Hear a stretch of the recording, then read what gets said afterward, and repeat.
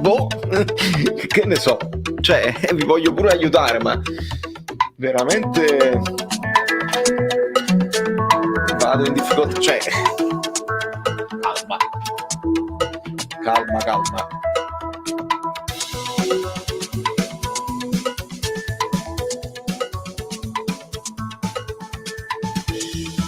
Mi dovete aiutare voi, è veramente un aiuto che vi chiedo da amico, cioè da amici, dovete darmi voi una mano. New norm, ok, allora calma, perché io se guardo di qua guardo sotto che sembra così, se guardo di qua siamo tutti storti. Spero che si sente, perché ho anche dei problemi tecnici e quindi non c'è problema. Vi dico, benvenuto Dario D'Alessandro, vi dico ovviamente per quelli che capiteranno qui dopo per caso o prima eccetera eccetera, ecco la classica situazione in cui io voglio quasi finire la live al più presto, perché avrò la possibilità di rivedermi la partita senza il patè d'olive d'animo del risultato e capire un pochino tutto, perché io ero in sala a registrare, sessione di registrazione che ovviamente tu prevedi di fare entro un certo orario, tenevo tutta un'idea ma che non si realizza, e quindi tenevo il cellulare lì lontano, non lo potevo guardare. A un certo punto ho guardato solamente primo tempo, la prima cosa che ho visto, infortunio a Di Lorenzo. La prima cosa che ho visto a Gitolog, ho visto una serie di infortuni, di injury breaks, e quindi vabbè, 0-0 così, ho pensato partita stregata eccetera eccetera. Finisce la registrazione, quindi io la rivedrò, la potrò fare l'analisi domani, analisi tattica approfonditissima. Domani usciranno 2 video al 100%, quindi iscrivetevi al canale, lasciate il like, perché con calma poi è facile. Io mo mi stanno arrivando, il cellulare è impazzito, Napoli-Verona, tutte queste cose così, siamo i soliti eccetera eccetera, però vorrei anche spiegarmela tatticamente, capire se si poteva fare qualcosa in più, perché esistono le partite storte, esistono le partite dove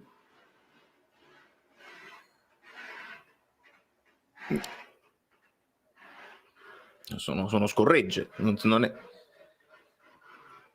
non è una motocicletta, sono scorregge.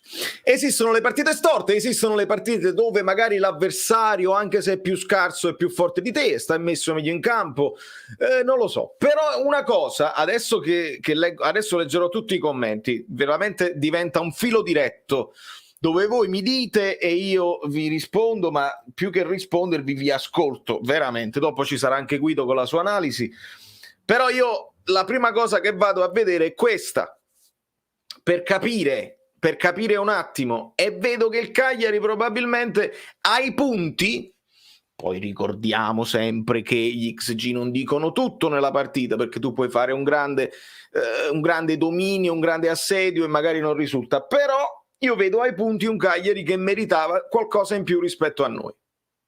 Attenzione, quindi partiamo già da questa cosa che so di per certo.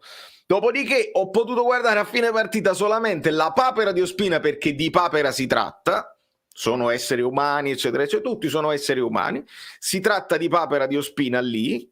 Poi ci sono state altre occasioni per il Cagliari, altrimenti questo 2-25 non si sviluppa, e ho visto che Ospina ha fatto delle parate che ci hanno tenuto a galla, e poi arriva in extremis, ed ero in macchina, mi hanno accompagnato, non guidavo, ero in macchina col cellulare, ho gridato, ho fatto fermare il traffico, perché cross al bacio di Mario Rui, bisogna dirlo, ma non so come ha giocato, cross al bacio di Mario Rui, Osimhen di testa e la pareggiamo. Poi nel finale mi sarei aspettato un assedio, l'avete visto nella reaction, perché ho postato giusto quella reaction che potevo, ancora vestito con il cappello addosso, e non ho visto nessun assedio da finale di Champions League, quindi queste sono le cose che io ho a disposizione, e andiamo un pochino a leggere un po' di messaggi, un po' di saluti. Punto rubato, il Cagliari meritava di più. Luca, Morra, Davide, Petagna indecente, che parte? No, non l'ho vista, vabbè, forse state parlando tra di voi, quindi non lo so. Perché non partire con un 4-3-3? Alessandro, questo è un altro tema interessantissimo, perché ho letto della formazione iniziale, non sempre mi fido delle grafiche, delle TV o delle app, però mi pare che siamo partiti con il 3-4-2-1, formazione particolare. America non lo so. Ospina però fa un paio di miracoli. Se il Cagliari vinceva 3-0, 3-1 non si era rubato niente, il Cagliari meritava, ma noi sembra pure poco, 2-25. Il lato positivo è che abbiamo perso 2 punti nella giornata migliore per perderli, Raff, o nella giornata in cui dovevi veramente azzannare, perché poi ricordiamoci sempre che con il Cagliari noi avevamo vinto all'andata, quindi vincendo, questo è un discorso, lo so, è un po' complicato da accettare, ma tu devi migliorare quello che hai fatto all'andata. Abbiamo fatto 39 punti all'andata, per avere velleità di scudetto devi farne 41, 42 almeno, e quindi già ci troviamo in difetto, perché abbiamo pareggiato con la Juventus senza vincere con la Juventus e abbiamo pareggiato con il Cagliari, quindi ci sono è un meno 4 rispetto all'andata. Poi dobbiamo rifare questi punti contro lo Spezia, contro l'Empoli, magari col Verona, magari con il Sassuolo, però vincendo con le altre devi vincere col Milan, devi vincere con la Lazio, e insomma non è facile. Il Cagliari le sue occasioni le ha avute, noi giusto un tiro di Di Lorenzo, Mario Rui uno dei migliori. Allora Maria Rosaria, se giochiamo così il Barcellona ci fa fell, che delusione, anche l'aver giocato col Barcellona dobbiamo tenerlo presente. Basta dire scudetto, né Spalletti né il Romano né i calciatori vogliono regalarci questo sogno. 0-0, zero gioco e calciatori fragili sia fisicamente che mentalmente. Non ho nemmeno esultato al gol. Mario Rui migliore in campo. Ho visto la partita stasera che hai visto tu, ma dando un'azione diversa, vi state sempre, penso, parlando tra di voi. Ho la sensazione che con tutte le attenuanti, stanchezza assente, ci sia mancata la mentalità, Giovanni. Scandalosi, formazione totalmente sbagliata, anche Spalletti ha le sue colpe, senza alcun dubbio, lo capiremo. Vorrei semplicemente capire se eravamo stanchi o stiamo proprio inguaiati. Ho goduto per il pari perché Cagliari ha fatto solo ammazzate, noi pecchiamo di mentalità, anche questa è una cosa che vedremo. C'era da aspettarselo, un gioco effettivo molto basso contro il Cagliari. Stavamo pensando al Barca, questo è importante come considerazione. A questo punto non era meglio Milik che Petagna, questo poi è un altro paio di maniche. Altro che punti ne deve fare a 4 alla fine, ha segnato sul tiro più telefonato del mondo. Ospina dopo il Paperone ha fatto 2 parate importanti, Mario Rui l'unico che ci ha creduto, e dice c'è un plebiscito per Mario Rui. Buonasera Vincenzo, mettiamo il like, grazie Gianni per avermelo ricordato, mi risulta difficile anche chiedervelo ragazzi, siamo in 240, se riusciamo ad arrivare, c'erano 10 like preventivi perché ho fatto tutto al volo proprio per darvi soddisfazione, per far parlare la mia community, perché lo meritate. Ovviamente le analisi arriveranno e ve lo prometto, e sarà approfonditissima. Se riusciamo ad avere 250 like adesso è una cosa di cortesia nei confronti del vostro napoletano all'estero, no? Questa è la giornata in cui abbiamo parlato della lingua madre e parliamo della lingua madre, che non è nemmeno questo, vabbè. Tralasciando il pallone lanciamo una preghiera ai nostri amici ucraini, questo non c'è dubbio. Un Napoli è come un cane un cacciatore, quando ha da pigliare guaglia va bellissimo Giovanni, è perché poi se dobbiamo parlare in napoletano bellissimo, commento memorabellino in lingua.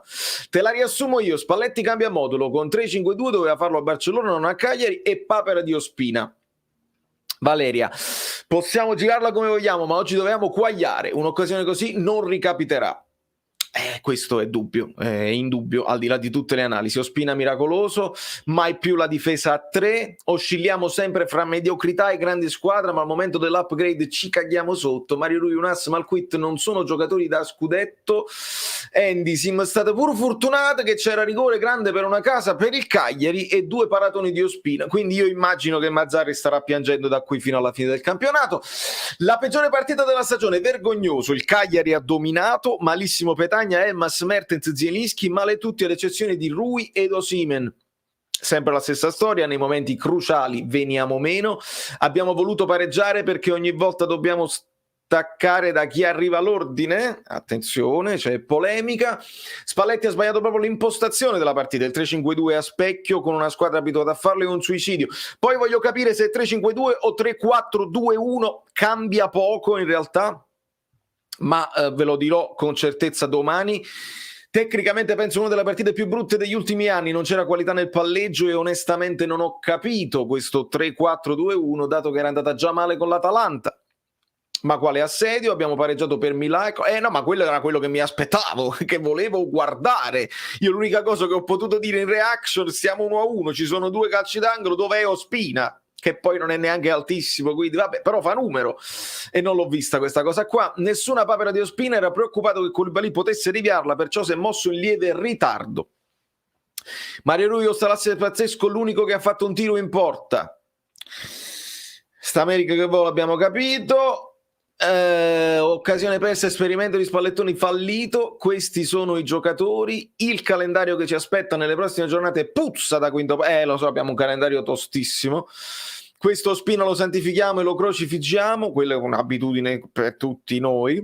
Bello e cattivo tempo. Non so come stavano Fabian ed Osimhen, ma sta partita l'ha persa lui. A centrocampo mancava un palleggiatore, in attacco ci voleva Osimhen, la difesa che ovviamente non è abituata a 3. Ora siamo 4 punti indietro rispetto all'andata male, meno 3 a cosa, amico mio? Tanto che anche se si vinceva lo scudetto non è cosa per noi, non abbiamo la mentalità per vincere lo scudetto. Ciao Carlo, buonasera l'altro Carlo, tutto intossicato, non certo così grave. 1 minuto di collera ragazzi, vi ricordate, con il cronometro. Vincendo al ritorno stavamo avanti in tutti gli scontri diretti con il Cagliari e ringrazio, scorrono velocissimi messaggi ragazzi, vi ringrazio tutti, vi recupero tutti, non c'è dubbio. E voglio ringraziare, Alessio, vi ricordo che Mazzarri sa difendere, avanti così, grazie mille Alessio per il tuo supporto che non viene mai a mancare, dobbiamo dire la verità, sei straordinario. Il cugino, un allenatore esperto non fa queste formazioni sperimentali, titolari al 70esimo, sembra proprio che non si sia voluta vincere. 3-5-2, i 2 terzini erano quasi bloccati. Sì Vasco, ma anche se ti parlo di 3-4-2-1 comunque dobbiamo considerare i 2 esterni terzini. Poi dipende se a centrocampo c'erano Demme, Zielinski e Elmas a 3 con Mertens e Petagna vicini, o se Elmas era più vicino alla punta e quindi con una sorta di doppio trequartista, ma veramente cambia poco. Ernesto Spalletti ha uno Spina nel fianco, le invenzioni estemporanee quando non ne è un momento. Stefano, l'ho letto un pochino nel gruppo degli abbonati che si stava facendo un pochino di sarcasmo, quindi chi non sa, Stefano va a finire che ti prende per qualcun altro. Spiegatemi Cagliari-Napoli, tante squadre devono spiegare tante partite, il Milan deve spiegare la Salernitana, l'Inter deve spiegare il Sassuolo. Volete mettersi like, forza, grazie Giuseppe.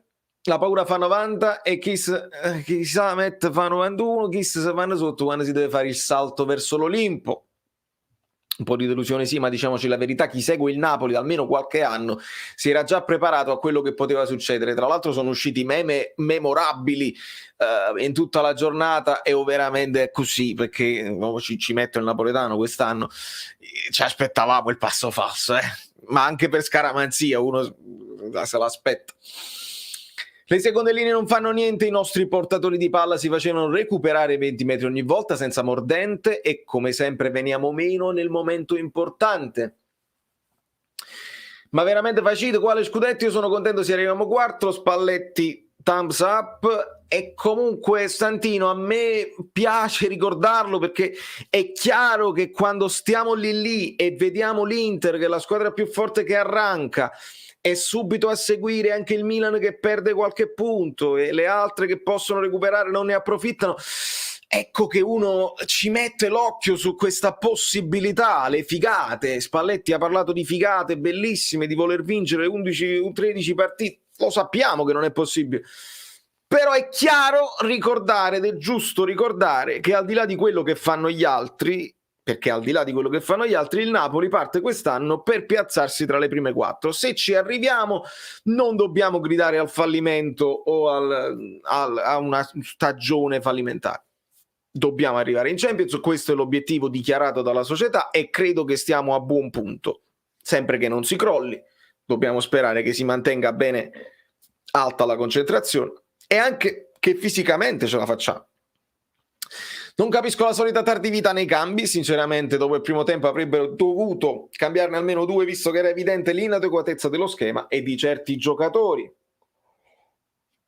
Zanoli in 5 minuti ha giocato meglio di Malquit. No, vabbè, lascia stare Mario, maiuscolo, minuscolo, non fa niente, tanto oggi si può urlare. Tanto gli amici bellini saranno sempre carini. I tifosi del Napoli non vedono l'ora che il Napoli perda, non vedono l'ora.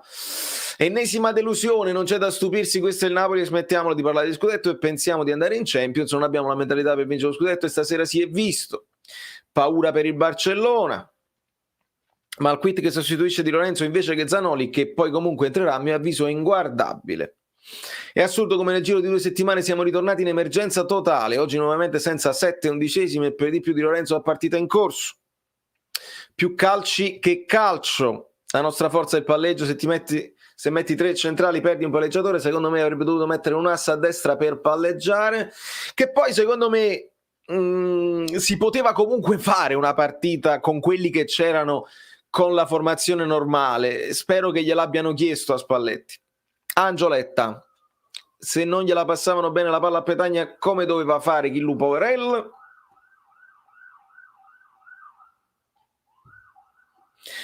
Un asse ma lo stesso di un asse prima della Coppa Italia, secondo me il pezzotto, secondo me ad un asse non gli fanno toccare il pallone in settimana. Chiedo per un amico Magulam, Andrea, se tu mi segui, io ve l'ho detto all'inizio, Gulam è un portafortuna, io l'ho chiamato portachiavi per una cosa così carina, è da considerare, però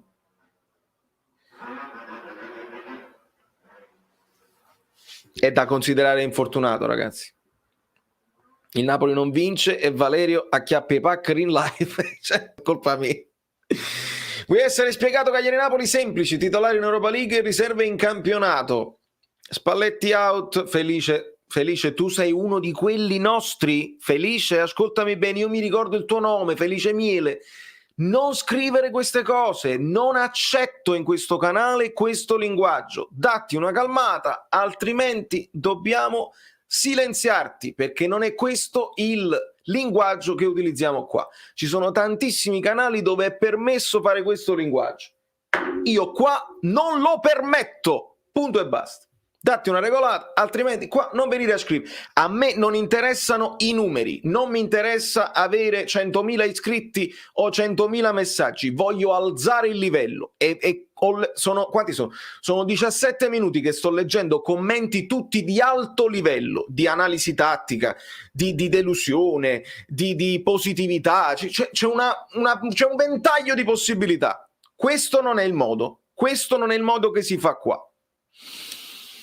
312 online e 170, dobbiamo migliorare. Mario, hai ragione, siamo addirittura in 374 adesso, i like dovrebbero arrivare, ma sappiamo che di questi 300 probabilmente un centinaio sono tifosi delle altre squadre che tra una partita e l'altra ovviamente occhi addosso, gufaggi e quindi il like a me non lo lasciano, ma va bene lo stesso.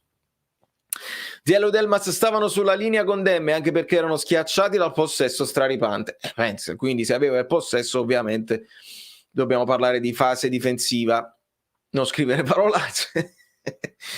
Questa è la parolaccia. Quel messaggio che sto scritto, se eravamo un'altra squadra non te lo scrivevo. 3 pareggi di fila, 2 in campionato, comunque sì, mi aspettavo il pareggio al massimo da ieri. Partita più brutta della stagione, perché preservare Osimhen e Fabian per il Barcellona? Era questa la partita fondamentale. Non voglio giustificare nessuno del Napoli, ma il campo era qualcosa di indecoroso, la palla era ferma, i rimbalzi erano assurdi, adatto ad una squadra fetente, nel senso che fa come si dice, della lotta più che della qualità, ovviamente. Più 7 all'Atalanta se vince il Torino e Juve, questo senza dubbio è importante. Spallettone voto 3. Il confronto andata e ritorno, pareggi a Torino -2, pareggi con l'Inter -1, pareggi col Cagliari -3, perché sto -4? No, perché con l'Inter abbiamo perso all'andata e abbiamo fatto quindi +1 con l'Inter. Penso che questa sia il... Non scrivere in maiuscolo, va benissimo, bisogna iniziare ad osare di più. Ieri Inzaghi a fine primo tempo mette 3 punti e riempie l'area con 5 giocatori, Spalletti ha fatto i cambi al 9° minuto dopo il gol subito, ma l'inerzia era quella.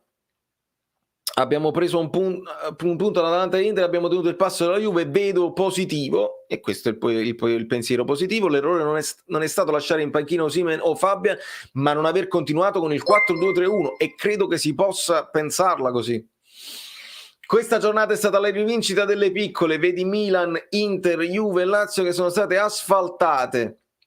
E ringrazio ancora Carlo, Alessio Marigliano, sempre generosissimo. Grazie mille amico mio, sei sempre l'unico.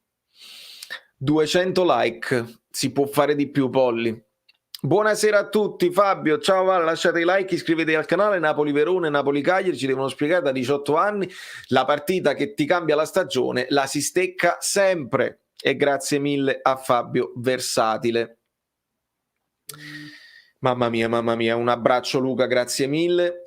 Gabriele, stasera comunque non ci sono santi che tengano, può capitare una partita storta, ma è da 5-6 partite che giochiamo maluccio, guardiamoci nell'anima, ma il quit mai più per piacere. Nelle varie TV stanno parlando di scelte aziendali. Non so se è stato detto, ma Di Lorenzo è solo un giramento di testa, ma al quit non ho capito il motivo. Sì, questa l'avevo sentita, niente di grave, cioè Di Lorenzo dovrebbe essere recuperabile subito. Perché dobbiamo giocarci di nuovo la Champions all'ultima giornata? Simone, hai ragione, perché comunque non è fatta, non è fatta, non dobbiamo considerare fatta. Complimenti per i 12.002, grazie amico Putin. Ieri avevo fatto l'appunto che mi risultavano meno iscritti, evidentemente YouTube mi ha sentito e ha aggiustato almeno il conteggio, dovremmo esserci, dovremmo trovarci.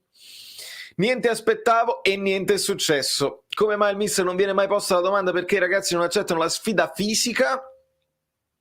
Sono tante le domande, Loris, che non fanno a Spalletti. Se avessero un quarto della cazzimma di Osimhen le vinceremmo tutte. Like per chi non mollerà mai. Forza ragazzi. Personalmente non mi preoccupo per il Barcellona, ma per la Lazio, e hai ragione Giovanni, e hai ragione. Ha sbagliato completamente il primo tempo quella formazione, poi penso al secondo tempo e mi viene da piangere, ma che schifo. Vabbè, questo il francesismo ci sta. Raff ci tiene aggiornati.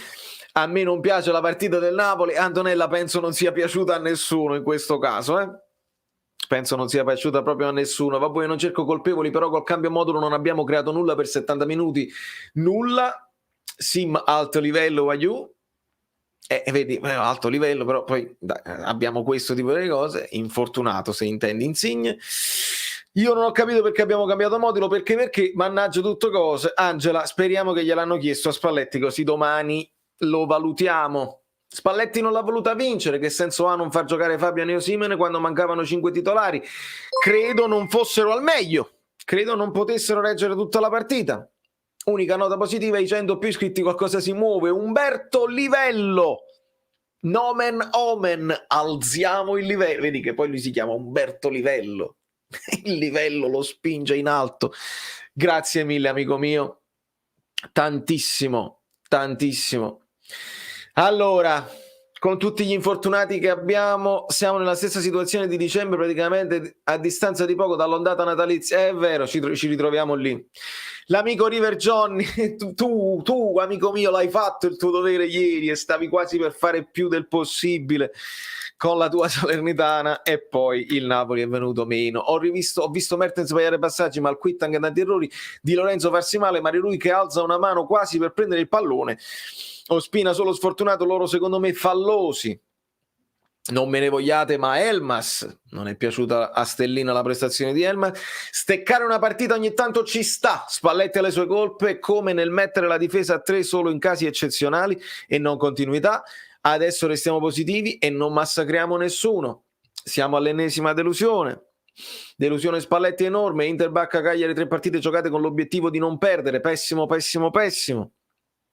Altra occasione persa, Osimhen è l'unico giocatore di livello, non puoi snaturare la squadra facendoci fare la lotta con il Cagliari, questo non siamo noi, e lo dice lui Spalletti, Spalletti se lo dice sempre, quindi se ha scelto questa cosa non lo capisco. Mi spiace per Marquit, mi è sempre piaciuto, giocatore con grande fisicità e velocità, ma è inaccettabile il modo svogliato con cui ogni volta scende in campo, c'è un motivo per cui non gioca, e ringrazio Tore Falanga. L'idea del cambio modulo ci poteva anche stare, visto che avevamo si può sbagliare, giocatori assenti di testa comunque, tranne Osi, che mi sembra la nota più positiva di questa partita, anche pur avendo giocato pochissimi minuti. Grazie mille Tore Falanga. Dove sta? Ah, scorrono tutti veloci, sto facendo di tutto, ragazzi, sto leggendo tutti proprio assai velocissimo, voglio farvi sfogare perché ve lo meritate, però volano, i messaggi volano, e quindi così, eccolo qua, recuperiamo Falanga e lo ringrazio tantissimo. Io non posso, Nello, non ti faccio un giudizio sul ragazzo, non ti posso fare il giudizio sulla prestazione perché non l'ho visto, sarebbe disonesto. A me Elmas piace perché è giovane e secondo me ha un futuro. Inizio di partita strano, sporco, non da noi, lento, forse un po' troppo lento, quasi voluto come per la serie. Fate il massimo sprecando quante meno energie possibili. Roberto Mandarini che ringrazio.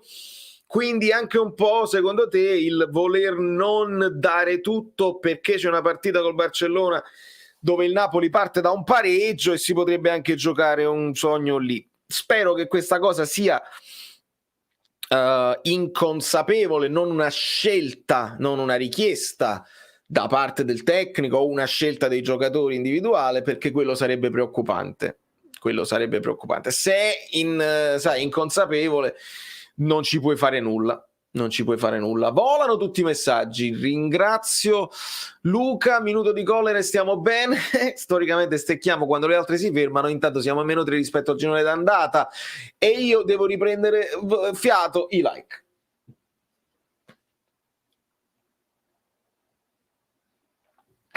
Marietto, io sono a tua disposizione, sono sempre a vostra disposizione, su questo sono prontissimo.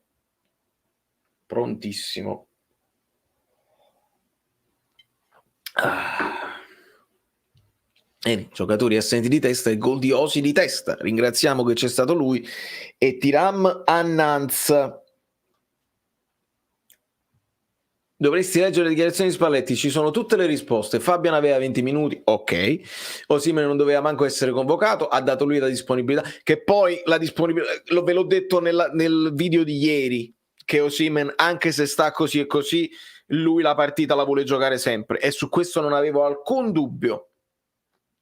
Poi però deve decidere il mister, deve decidere lo staff medico, è chiaro, i giocatori vogliono sempre giocare. Osi vuole sempre giocare, non tutti i giocatori vogliono sempre giocare.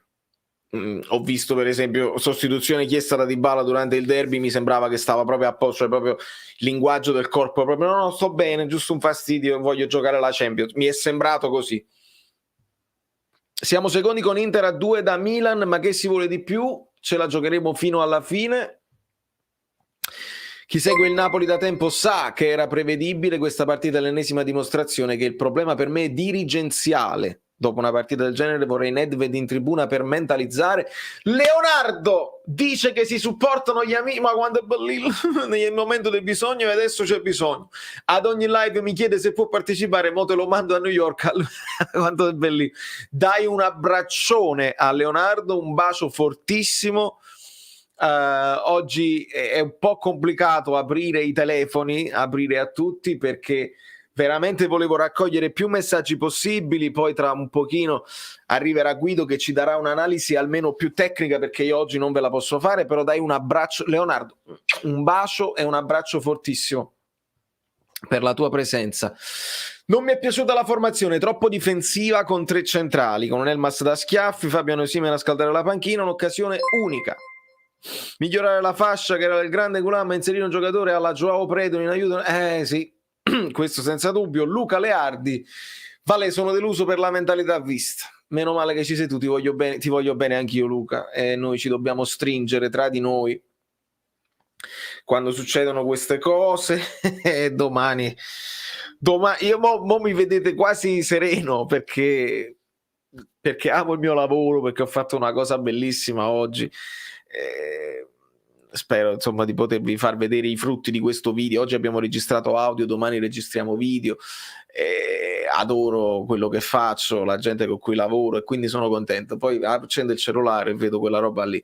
Ecco che la delusione io la condivido con voi, la divido per 12.000 e quindi mi risulta un pochino più facile anche accettare certi risultati. Meno 21 a 300. Dai ragazzi, datemi un like.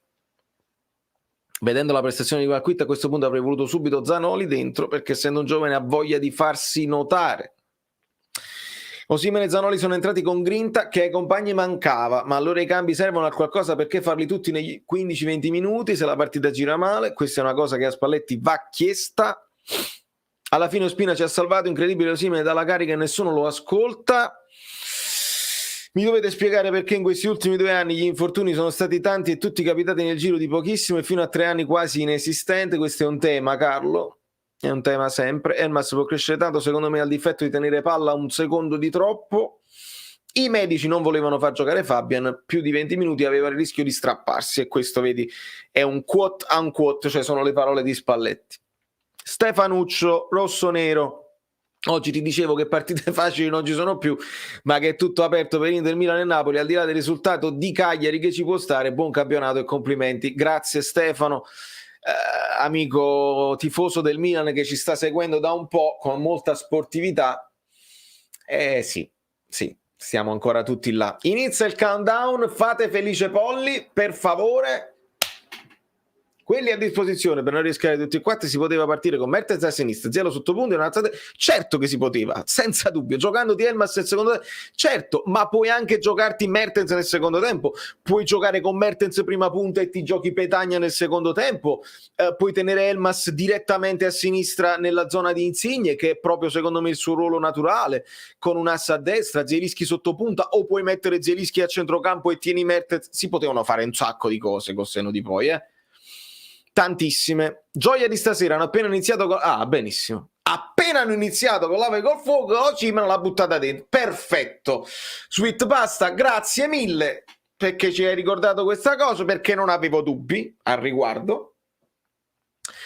Hai rotto l'ennesima libreria e questi sono i problemi nostri che io stavo veramente spaccando la macchina del mio amico al gol di Osimhen.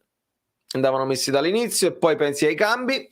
Abbiamo guadagnato un punto sull'Atalanta, guardiamo il lato positivo. Bravo Mario, a me piace sempre questa. Ciao, sono nuovo. Walid Ek Knafai. Walid Ek, benvenuto amico mio. Sei iscritto al canale? Sei iscritto al canale? Non vedo il tuo nome qua. Sei iscritto al canale? Può essere che l'hai fatto prima. Quanti di voi prima della partita hanno avuto la sgradevole e nota sensazione di una partita di melma in procinto di iniziare? Tifo Napoli da anni e la memoria storica purtroppo ci dà orrendi déjà vu. Non c'è dubbio. C'è un certo Putin che vorrebbe far finire tutti i giochi presto. Lì è una situazione particolare. Rita Falco, buonasera Valerio, ai mod degli amici bellini vecchi e nuovi, like preventivo d'obbligo, un bacio gigante a Rita. E pollici dai 300 like, bravi tutti. Possiamo arrivare a 400 però, sto facendo un record penso di frasi al minuto per leggervi tutti. Anche io mando un bacio a Leonardo, un abbraccio losco. Come on Napoli, Vittorio West London, ciao Vittorio, how are you? Parliamo di calcio, bla bla bla. Vorrei sapere cosa pensa Guido. Io sono contento, Guido arriverà. Ho chiesto io a Guido di arrivare dopo un pochino, penso manca pochissimo, perché così potevo leggere i vostri messaggi. Anonymous, un bacione gigante ad Anonymous per la sua donazione generosa. Un abbraccio anche a te Anonymous, io ti lascio Anonymous, altrimenti che fortuna, che fortuna, per capirci così, ma uno magari l'anonimo vuole lasciare anonimo, eppure è giusto, eppure va rispettato. Massimo Cirillo, ti seguo dai 3.000 iscritti, nonostante stai crescendo man mano sempre di più, ma tieni sempre il tuo senso di umiltà e coerenza, un abbraccio. Grazie Massimo, questo messaggio non è banale, io lo apprezzo molto, perché c'è sempre chi, quando poi si fa un percorso di crescita, dice non sei più lo stesso, mi dispiace, non mi piaci più. Io spero di rimanere così. Dobbiamo, umiltà, c'è dubbio, la coerenza anche, cerco di mantenerla.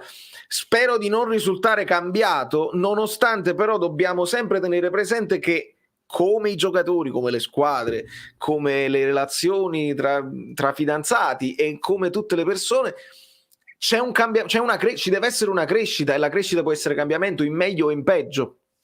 Quindi io so che ho cominciato ho cominciato il canale anche con una certa veemenza verbale alle volte, poi mi sono reso conto di dover fare un passo indietro, perché non sai mai chi ti sta guardando, e anche per una sorta di responsabilità che sento nei confronti anche delle generazioni più verdi, la green line del canale. Bisogna dare anche un buon esempio ed evitare di alzare i toni il più. Vedi, non sei più lo stesso. Non lo so. Allora, Umberto, ADL non ha interesse a vincere, ormai è palese. Il suo scudetto sono plusvalenze introiti Champions. Le più vincenti Inter, Milan e Juve hanno sempre avuto i presidenti che erano primi tifosi. L'unica speranza è un cambio gestione al più presto per vincere. E ringrazio Umberto per il suo supporto. Possiamo dire che è la peggior partita della stagione finora, per quello che... Allora, noi abbiamo anche perso delle partite, quindi da risulta trista in questo momento, senza potervela analizzare subito, e ve la analizzerò domani, ve lo prometto, arriva comunque a un punto. Quindi rispetto a quello che abbiamo perso contro Empoli e Spezia in casa nostra, quelle sono ancora più gravi, fondamentalmente. Poi esistono la partita storta, lo sappiamo che ci sta, eccetera eccetera, è impensabile poterle vincere tutte. Però per come arriva, per essere l'ultima partita di una giornata di campionato particolare, è chiaro che lascia amaro in bocca un po' a tutti, e su questo non c'è dubbio. Ti seguo da tanto, Valerio, ragazzo serio e conoscitore di calcio, specialmente tatticamente. Grazie Dennis, faccio il possibile, sono intuizioni. Qualcuno di voi prima della partita ha sentito l'intervista a Giuntoli? Rispondete a Roberto. Formazione sbagliata a mio parere, Petagnon non voglio vederlo mai più, Petagnon, vederlo mai più, così come quella disgrazia di Malquet. Zanoli molto bene quando è entrato, però secondo me alla fine è un punto guadagnato, siamo lì. Oggi ci è andata bene, non eravamo abbastanza cattivi, il punto l'abbiamo trovato per terra, o meglio in aria, perché Osimhen è svettato. Oggi più che mai si è sentita la mancanza di un giocatore alla Lobotka, purtroppo Zielinski e Dem sono stati annullati. Abbiamo giocato molto peggio oggi che con Empoli e Spezia, e questo è un tema sicuramente, Mario, perché se uno non vuole basarsi sul risultato e vuole giudicare la prestazione, capisco che può essere più grave questa partita qua, e si può dire peggiore partita, si può anche dire. La prima vera stupidaggine di Spalletti in tutto il campionato, ci può stare, punto guadagnato sull'Atalanta, forza Napoli sempre. È l'atteggiamento sbagliato, non la formazione. Bisogna essere seriamente soddisfatti, pareggiare così ci vuole. Ricordiamo però a tutti i tifosi che il Napoli vuole tornare in Champions, inoltre che Osimhen e Fabian, a detta del mister, stavano male. Ottavio Larini, buonasera, sono appena arrivato. Si è già detto che il 3-4-2-1 non ha pagato come contro l'Atalanta? Sì, tra gli altri messaggi anche Valentina ci aveva detto questo. Dalla provincia di Cosenza, sempre forza Napoli. Ciao Pasquale. La palla non entrava oggi, malissimo, dominati dal Cagliari. Petagna oggi molto male, non è riuscito a tenere nessun pallone. Per me stiamo facendo già miracoli e siamo ancora a giocarci lo scudetto dopo infortuni Covid, poi di nuovo infortuni. L'anno scorso eravamo tutti disponibili al giorno di ritorno e poi Napoli-Verona. Infatti sì. E no, vedi Nightbot che risponde. Ah, perché questa è la risposta a Elmas, se non sbaglio. perché quell'occasione, il famoso e no, che non tutti magari si ricorderanno, è un'occasione congiunta tra Elmas e Llorente, se non sbaglio. Non mi farei curare neanche il mal di testa dai medici del Napoli. Secondo voi a chi è debitare tanti infortuni? Bieco destino o incapacità medica? Buonasera Vale, mi sento di dire soltanto pensiamo a Barcellona e alla Lazio, giornata dove nessuna big ha vinto, nessuna. Noi ora siamo anche corti, facciamo che sta 26esima era la pausa caffè. Caffè.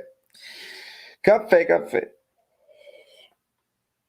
Allora,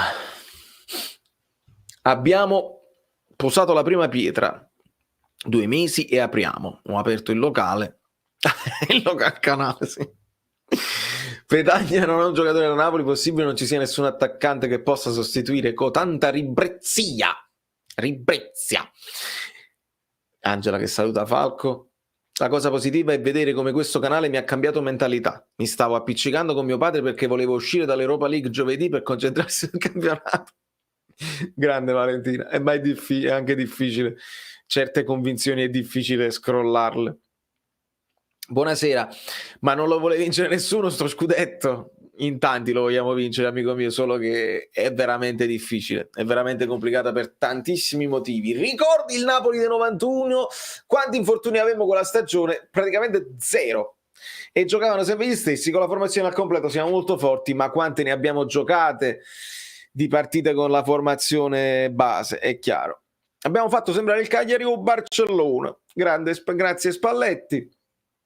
È possibile ogni volta che ci avviciniamo alla vetta si infortuniamo tutti. Anche a Cagliari ci sono stati i cori beceri, li abbiamo, ce lo segniamo.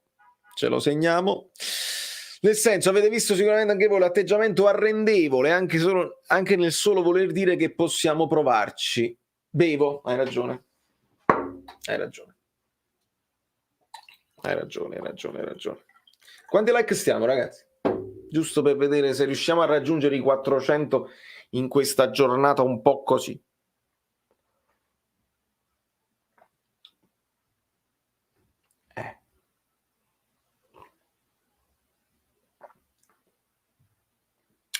Spalletti sorridente in conferenza dice il Cagliari meritava di vincere. E allora analisi anche lì obiettiva può essere. Può essere. Queste partite dove l'arbitro lascia picchiare anche troppo, il Napoli fa sempre in difficoltà. Bravo Mare Chiaro, questa è una verità assoluta.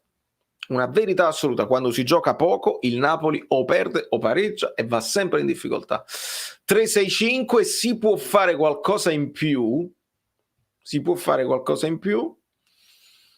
Sì.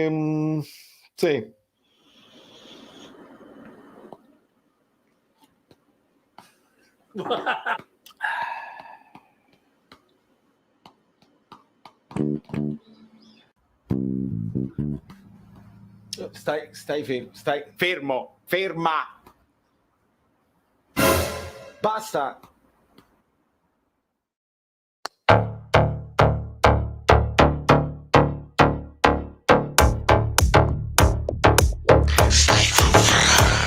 Quante cose là fuori. Una vita di studio, di suoni e rumori, di lezioni e iniezioni, di musica nelle vene, ma si sa che non segni se la prendi troppo bene. Allora insisti, e resisti, e capisci, ed investi, e ti muovi, e poi resti, e poi molli, e fai cambi, e poi saltano gli schemi. E Berlino e New York, sarà LA o Miami. Non conosci gli avversari nei compagni del futuro, vuoi giocare, vuoi segnare, nel portiere non so duro. L'intuizione del 9 con i piedi del 10. Ti distendi ed attacchi e saluti gli amici, mentre vinci e convinci e per pacco e per vinci, ci pensi e rifletti, in effetti non è il gol che tu aspetti, a mischiare le carte è il percorso del fluido e suonare ne è solo una parte. Come a Messico 86, tu trivali tutti come fece lui, e proprio come Monaco life is life, e tu non ti arrendi, sospendi e riprendi, sorprendi, come a Monaco tu ballerai, e con la musica legarci tutti, come la grande mela che non dorme mai, il frutto delle scelte di una vita che racconti coi fatti. È un'arte, una vita in disparte, che sei rock, che sei forte, sei sempre in vacanza, il tuo ufficio è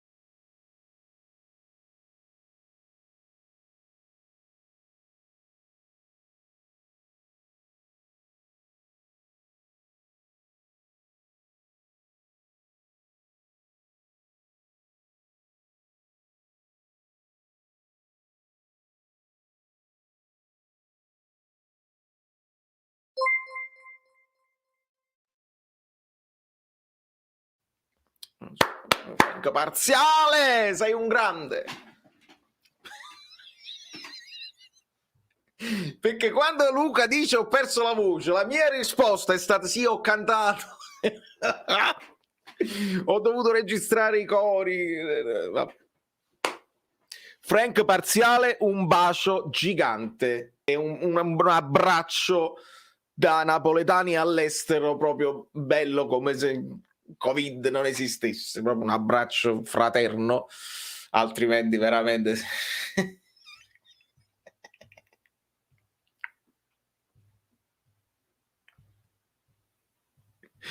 Quando sei bellino, eh sì, perché durante la canzone è meglio mutare il microfono, poi mi scordo. Vabbè, il frutto delle scelte di una vita che racconti coi fatti, vero Dela? Ok. Ringraziate tutti Frank Parziale, perché lui sa che magari io poi sono in ritardo con i messaggi e con la cosa che esce sullo schermo io vedo tutto, ed è un genio. È un genio. Sì, i rumori, vabbè.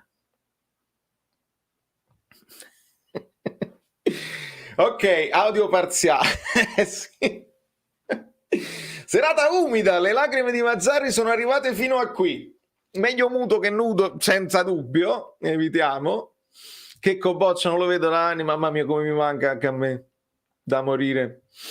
Mertens, nonostante sia il mio preferito, oggi davvero sottotono. Quando ha segnato sì me ne sono esploso di gioia, ha zittito tutti quei tifosi che a 70 sparavano i fuochi, manco fosse la Champions.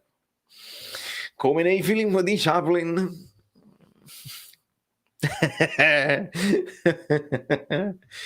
Grazie Frank.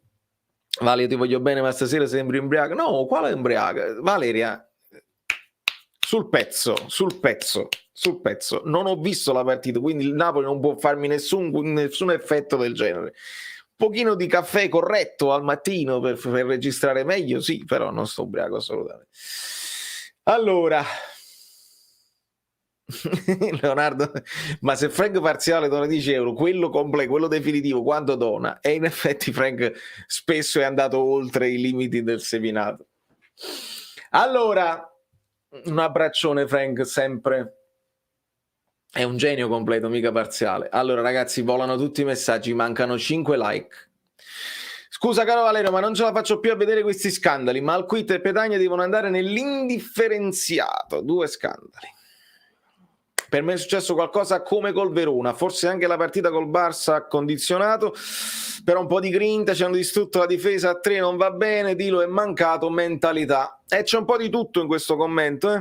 Apriamo la questione Demme, per me da cedere purtroppo. L'anno scorso ci ha dato una grande mano, ma penso che il suo tempo a Napoli sia terminato, quest'anno picchia troppo. Però c'è anche da dire che gioca poco e quindi non ha magari ripreso il ritmo partita, a un certo punto è sparito un po' dai radar. Non lo so, a me Demme è sempre piaciuto tanto. Poi può essere pure che adesso ci aspettiamo prestazioni alla Anghissà, alla Fabian, lo stesso ultimo Lobotka, che ha tanta qualità, e quindi può essere che stia un attimo indietro rispetto a questi. Così.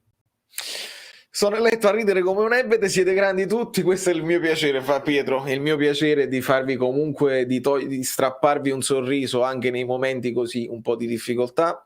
400 like per te, ma un like per il Napoli solo per Osimhen, e ci sta.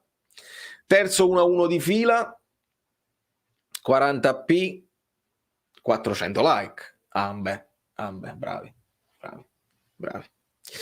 Donata, non essere triste, un minuto di collera e poi ci divertiamo tra di noi con me che stacco i microfoni, i rumori, eccetera, eccetera. Paura che non si trovi più bene, non è utile, ma un giocatore tecnico non mi piace, non è un giocatore tecnico, manca Bobotta. Come dice Zendaya in Spider-Man, aspettati sempre una delusione perché non sarai mai deluso. Luca, hai ragione anche tu. Lo dice. If you don't expect anything, you're not gonna be disappointed. Giornata praticamente congelata. Su 10 partite, 6 pareggi, forse 7. Contro l'Inter doveva vincere. Certo. Come mai non ha schierato Ruiz e Osimhen dall'inizio? Giuseppe, ha detto Spalletti che non avevano possibilità di giocare tutta la partita, erano abili e abbronabili, sono andati e cambiata la partita, ci hanno detto che non ce la facevano. Forse la delusione maggiore è quella, perché abbiamo perso partite ma giocando. Oggi credo il gol sia il secondo di nella vedi, quindi abbiamo fatto pochissimo. A breve arriva anche Guido Gentile, bisogna viaggiare sui 500 like, si potrebbe fare anche per gratificare Guido che non manca mai e lo fa con grande amicizia. Giovedì devo andare allo stadio, vado tranquillo, tu ti devi andare a divertire, Vinci, non vai tranquillo perché così, ma voglio sperare che almeno il Napoli faccia una prestazione gagliarda. Poi contro il Barcellona possiamo aspettarci anche che la prestazione gagliarda non basta e loro ti fanno girare a vuoto. Può capitare, però il Napoli ha anche dimostrato di poterle fare delle ottime partite, anche se l'avversario è più forte.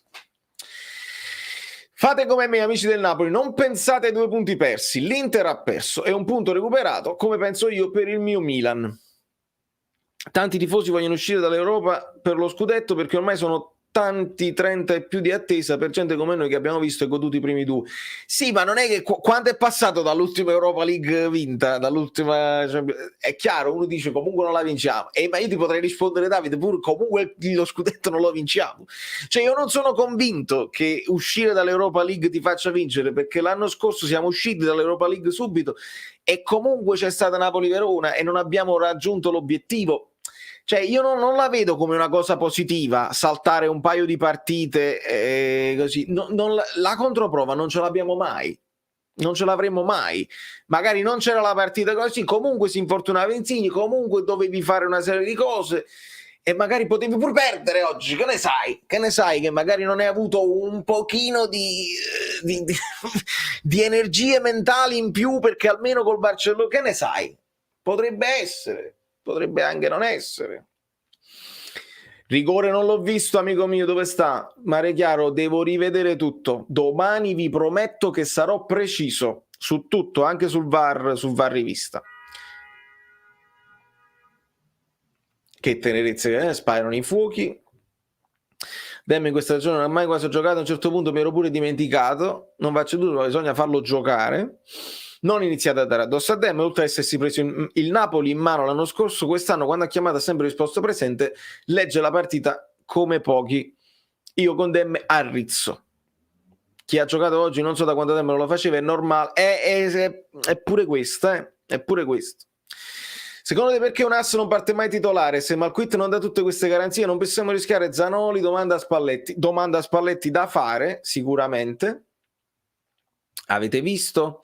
10 minuti dalla fine, simulatore del Cagliari a terra, arbitro fa proseguire. Il Napoli in attacco, Mertens butta fuori e permette 3 cambi al Cagliari. Vabbè, sportivi, ma altro bel tema, amico mio, altro bel tema, perché io sono molto sensibile alle simulazioni, sono molto sensibile e voglio leggerla bene. Nel senso, a me fa piacere se vedo sportività, fair play, al di là del risultato da parte di uno dei nostri, eccetera, eccetera. Però voglio essere sicuro che il giocatore a terra sia veramente infortunato e che non stia facendo una tragedia, un dramma greco, perché io ne ho viste tante. L'ultima cosa, ho sentito un rumoretto che forse... non lo vedo, ma penso che ci siamo quasi. L'ho sentito, l'ultima partita, l'ultima simulazione proprio inaccettabile, l'ho vista in Champions League. Gente, cioè solo palla, quello la mano in faccia si rotola, eccetera, eccetera. Non si può accettare più, perché volete veramente ingannare gli arbitri e non ci siamo. Non ci siamo. Allora, nessun rigore, ci dicono. Eccolo, lo vedo e ve lo introduco, il nostro Guido Gentile. Buonasera amiche belline, buonasera amici bellini, buonasera colleghi e secondi per distacco e buonasera a tutti i fiorai. Ok. Non ho il cronometro, Valerio, perché con tutta l'educazione che potrà per sempre contraddistinguere la mia vita per carattere, genitori e purtroppo anche per cognome, Comunque Mazzarri non merita nemmeno un minuto del mio malumore nella mia vita, ne abbiamo già dato tanto in passato, quindi vi esorto a non avere manco un minuto di malumore.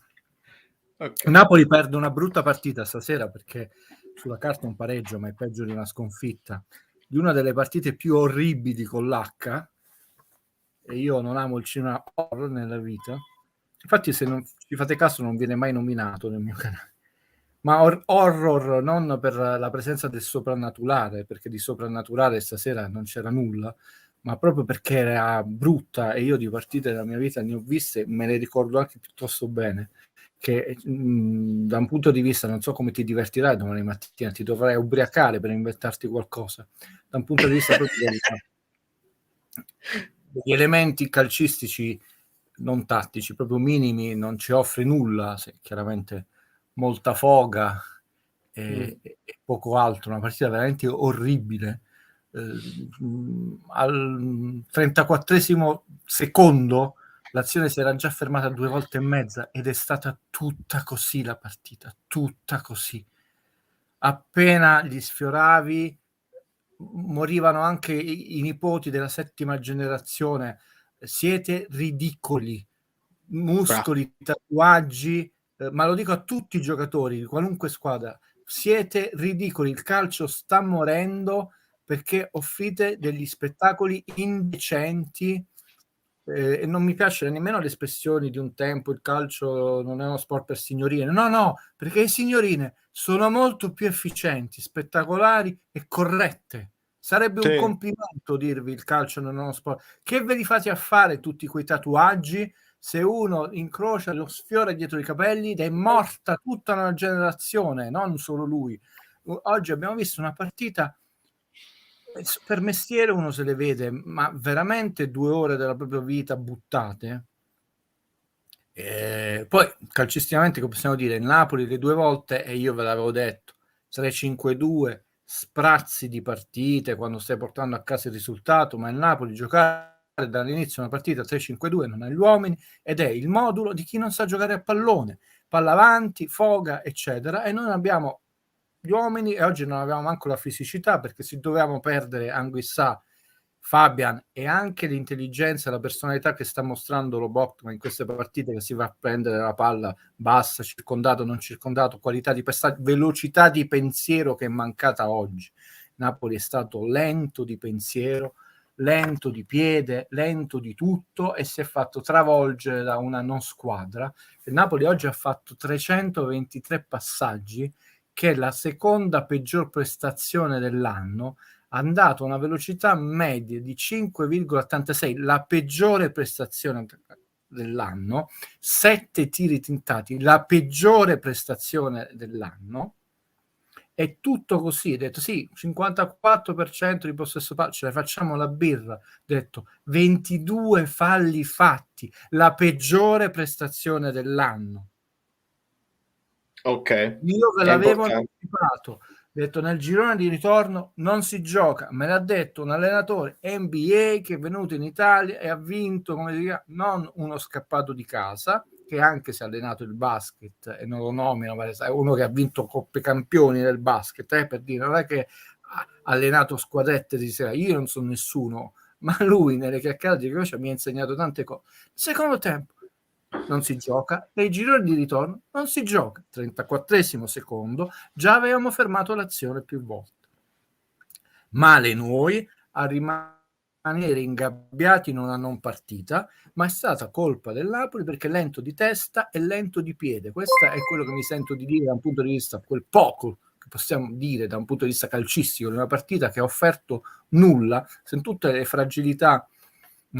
Parlate di scudetto, io non ve ne ho mai parlato, non mi devo scusare, io ho fatto una sola sbaglio di valutazione fino adesso quest'anno, fino a un certo punto ho creduto che Commisso fosse uno che voleva veramente un po' cambiare il calcio, vi chiedo scusa, anche lui si è dimostrato insomma un giallo bifronte, per il resto proprio da te e tutte le amiche Bellini, amici Bellini, veramente non per vanità, vanagloria, non posso dire, vi avevo detto attenti a Cagliari, attento a Cagliari, attento a Cagliari, attento a Cagliari, Lazio e Milan.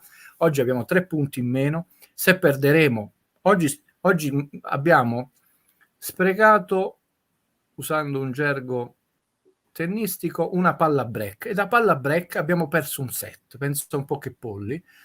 Occhio che se perderemo la Champions, come temo, non per malagloria, malaugurio, oggi avete visto il perché. Perché è vero che la Juve ha perso 2 punti, ma è sempre più 5, e sarebbe stati più 7 in 7 partite, qualcosa di fantascientifico. Se viaggia a questa velocità andava proprio bene. Noi siamo a meno 3, quindi vincendo con la Lazio, vincendo col Milan e vincendo una partita con la Spezia dove abbiamo perso, stiamo facendo lo stesso punteggio. Ma veramente uno può pensare di vincere lo scudetto con 77 punti? Ma l'Inter, Esatto. sì, infatti era inaspettata la sconfitta col Sassuolo, questo sì, però l'Inter ha avuto anche 4 scontri diretti, il Liverpool tutti ravvicinati, anche loro che non sono il Barcellona di Guardiola hanno pagato, poi si rimetteranno, usciranno dalla Champions League con Liverpool e si rimetteranno in carreggiata. È chiaro che per loro diventa decisiva un'eventuale vittoria a Bologna, però noi oggi avevamo un set point dopo per mettere molti punti di stacco dall'Atalanta, da Lazio, eccetera, e abbiamo fatto male, molto, molto male, però male quante volte quest'anno. È una partita che da un punto di vista dello scudetto non mi lascia nulla, io non ci credo, congiure, non congiure, solite cose, poi lascio le domande De Lorenzo, vuole vincere, banalità. Però sfortuna sì, nel senso che poi comunque hai 7 uomini in meno, e oggi Gulam non è entrato in campo. Ha tutto il qualunquismo dei siti, dei colleghi, molto più bravi di me, avete pienamente recuperato, è entrato Malquit, addirittura sostituito all'interno della sua sostituzione. È una partita che vediamo con la Lazio, Guido, ti interrompo, ti chiedo sta cosa perché cioè Marquet entra per sostituire Di Lorenzo e viene sostituito a sua volta. Ha avuto dei problemi fisici? No, sostituzione tattica per scontentezza di Spalletti. Mamma mia. Ed Mamma hai mia. fatto entrare un ragazzino che la prima palla l'ha data agli avversari, la seconda palla l'ha data agli avversari, poi l'ha buttata in fallo laterale. Quelli che dicono facciamo entrare, ragazzi, nel calcio si fa un percorso. È vero che ci sono i talenti come Mapé, però giocano o i vari crack che però giocano nel Liverpool, nel Paris Saint-Germain, nel Madrid, cioè non nel Napoli. Ti piace questo paragone che ci fa Mario? Sì. È una palla break sprecata sbagliando una volée a campo libero? Perfetto, meglio di me, lui l'ha addirittura raffinato, sbagliando per gambe molle, le volée tu le fai se hai le gambe forti, facciamo, molti pensano che è solo una questione di polso, invece no, quando è proprio così, col pubblico fa e noi Indurimento al polpaccio ci dicono per Malquit. Vabbè, insomma, vediamo qualcuno diceva se che Zanoli ha giocato meglio di Malquit, poi pochissimi minuti, quindi vuol dire che veramente Malquit è stato un disastro. oggi, ragazzi, la chiave di lettura è stato Demme che ha giocato malissimo. Il gol nasce che lui veramente non ha tenuto una palla, non ha tenuto una palla in interdizione. Mi è sembrato il cane che va a rincorrere le macchine, lo dico con massimo rispetto, e giocando 3-5-2 con le due mezzali, Elmas e Zelischi, se hai un centrale che è così disordinato, perché poi immagino quelli che molti più bravi di me lo distruggeranno Elmas, sì, sarà disordinato, però oggi Demme è stato veramente travolto lì in mezzo, per fisicità e non ha avuto mai la lucidità, ma tutti i giocatori toccavano troppe volte la palla. È entrato Unas, se non sbaglio, mi rimprovera 1, 2, 3, 4, 5 volte con un Cagliari che partivano come treni senza manco guardare l'avversario. Se uno aveva la palla dovevi essere veloce di piede e di testa e poi ovviamente preciso, e invece lenti. Con partite del genere non puoi toccare la palla 5 volte, non per bocciare nessuno, però quella era la chiave proprio nevralgica della nostra partita, è venuta meno quella a cascata. Poi il primo tempo non ti è arrivata una palla pulita a Petagna.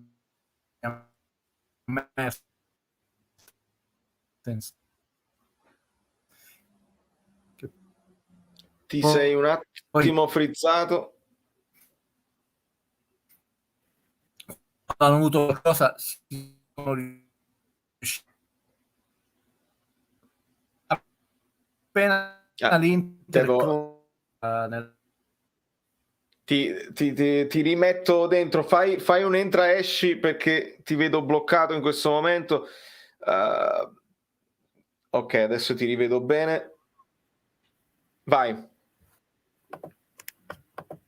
No, dico, l'Inter è scesa nella percentuale di realizzazione, è arrivata al 34% e sono scesi i suoi risultati. Noi siamo al 33,8, per dire, cioè non siamo mai riusciti a sfondare non il 40%, manco il 37-38 e non lo vince uno scudetto così. Il Milan che è sceso un po' il 42%. Considerate, ed è un dato preoccupante, che la Lazio c'ha il 43%, perché Lazio giocando in contropiede del maestro Sarri, ma soprattutto Valerio c'ha un 18 totale complessivo, cioè significa che su tutti i tiri tentati, pure quelli all'Insigne nel secondo anello del San Paolo, il 18,5 gol è la percentuale più alta in Italia, perché c'hai gente come Immobile, cioè rispetto ai tiri solo nello specchio il 43, rispetto a tutti i tiri anche tentati è il 18. Il Napoli c'ha l'11, per darvi l'idea. È chiaro. Senti, nel ringraziare Valentino che ci dice l'unico lampo di calcio è stato Osimhen, che è entrato praticamente alla fine. È entrato voglioso, cattivo, rabbioso. Stiamo scoprendo che ha uno stacco di testa importante. Bravo, mi hai anticipato sulla parola, importante, ma importante non solo per fisicità e elevazione, ma anche per timing, perché poi ci sono giocatori che avevano una bella eliminazione, ma poi te la sparano male fuori. Importante, cioè non fai quei gol per caso. Però troppo tardi, perché poi non giochi più. Soprattutto nei secondi tempi.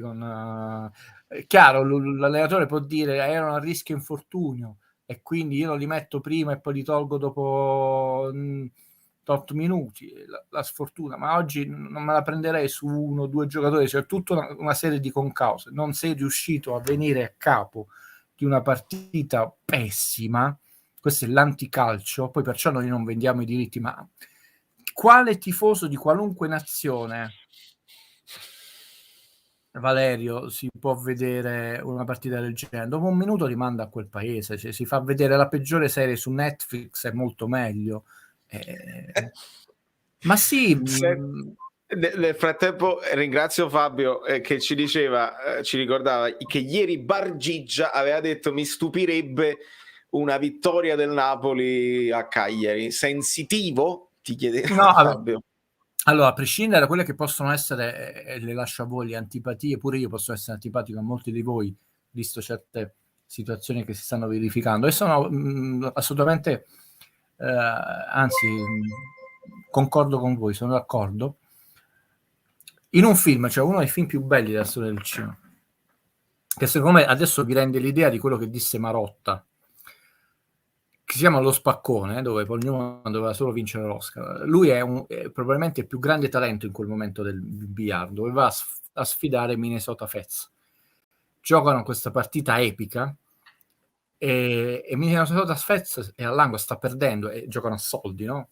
Lui si chiama Eddie Fest, lo svelto, perché non è svelto a giocare, è svelto a rilanciare le scommesse. Vanno a chiamare il classico padrino libratore, eccetera, che è interpretato da George C. Scott. Paul Newman lo sta stracciando, sta dominando, lo guarda e dà con i soldi, quindi che garantirebbe lui con i soldi suoi a Minnesota, dice continua, è uno che perde.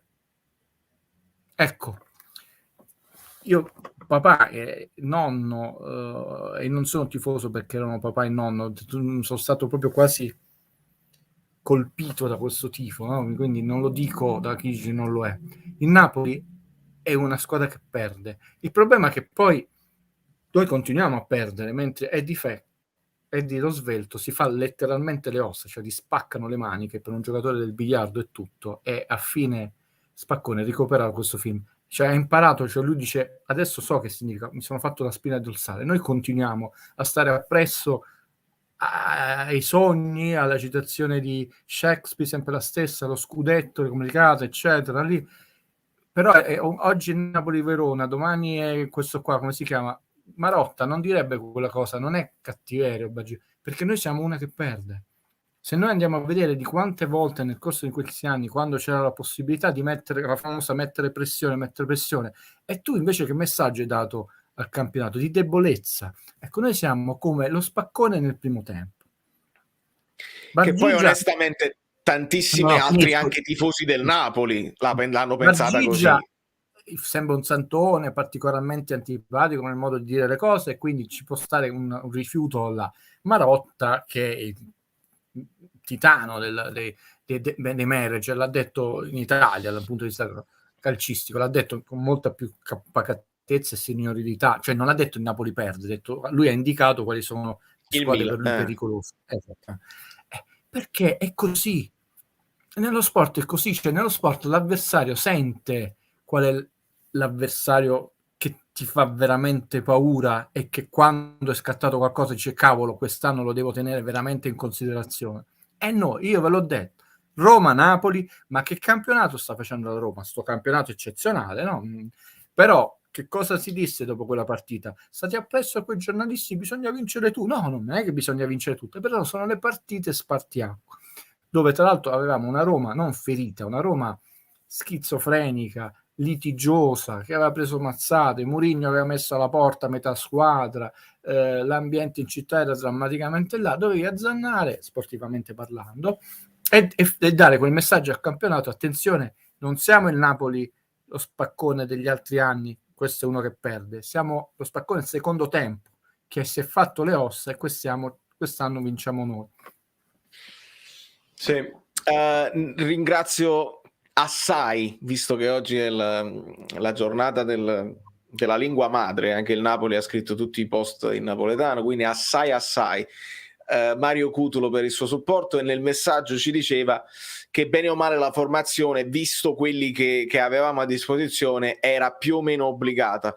Guido, il cambio modulo, a questo punto integro la domanda alla considerazione di Mario, il cambio modulo ti è sembrato opportuno, obbligato, si poteva continuare con il 4-2-3-1 anche con questi giocatori?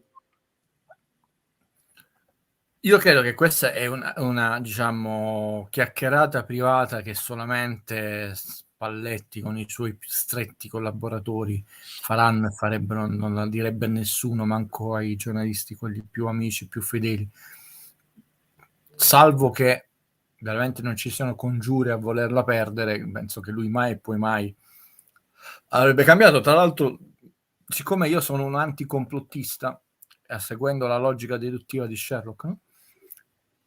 E ricordando tutte quelle che sono le sue conferenze stampe, dove tra l'altro quando qualcuno gli intimava, gli suggeriva di cosa, lo provocava sul canale, ha detto: ma noi siamo andati bene fino adesso, così con gli uomini. Quindi io invece accetto quello che mi dice. Quindi diciamo che possiamo dire che è stata una cosa controvoglia, probabilmente, no? Perché ridotti ai minimi termini proprio con gli uomini, soprattutto ridotti ai minimi termini nel senso con gli uomini, perché ci vuole almeno tutto un reparto. Anzi, apro una parentesi, poi concludo questa risposta. Basta anche con determinati colleghi, cioè, e anche determinati allenatori, cioè, noi dobbiamo pretendere di seguire persone, di alzare il livello. Io in conferenza stampa non posso accettare che un allenatore mi dica il Napoli è tornato Koulibaly, uno dice mister, però cavolo, gli manca tutto l'attacco titolare e tutto il centrocampo titolare. E detto, no, è chiaro che non è che tu ti puoi mettere a piangere, però non è accettabile una totale, come posso dire, un totale racconto della realtà. Cioè il Napoli è partito con la squadra titolare e ha giocato le prime 8 con Anguissa, Fabian Ruiz, Politano, Insigne, Zelinski e Osimhen. Chi era oggi titolare di questi 5 giocatori? Solo Zelinski. Non posso sentirmi in conferenza stampa una cosa del genere. Io, collega, direi mister, ok che è tornato Koulibaly in uno stato pietoso, vediamo adesso, io mi ricordo l'altra Coppa d'Africa, come andrà a scendere il suo rendimento. Oggi Koulibaly non ci stava con le gambe, sempre in ritardo, si è preso una munizione stupida, sì, poi va a farsi le camminate in cerca di funghi sulla tre quarti, ma che non producono nulla. Quindi diciamo, tornando a te, era un po' dovuto. Il problema Valerio, non è manco un fatto di cambio di modulo, che arrivavano terzi sulla palla, non riuscivamo a fare due passaggi precisi di seguito, cioè noi siamo stati travolti non dal gioco, dal dinamismo e dalla confusione. Abbiamo questi arbitri che mio fratello pure lui si è fatto grande, che è più vecchio mio nipote, tu lo vedevi impaurito in mezzo al campo e quindi fischiava continuamente, ma non fischiava quando doveva fischiare, non ha ammonito al primo tempo quando doveva ammonire, ma noi lo sappiamo, va così questo nostro campionato e non siamo riusciti a svangarlo. Nel secondo tempo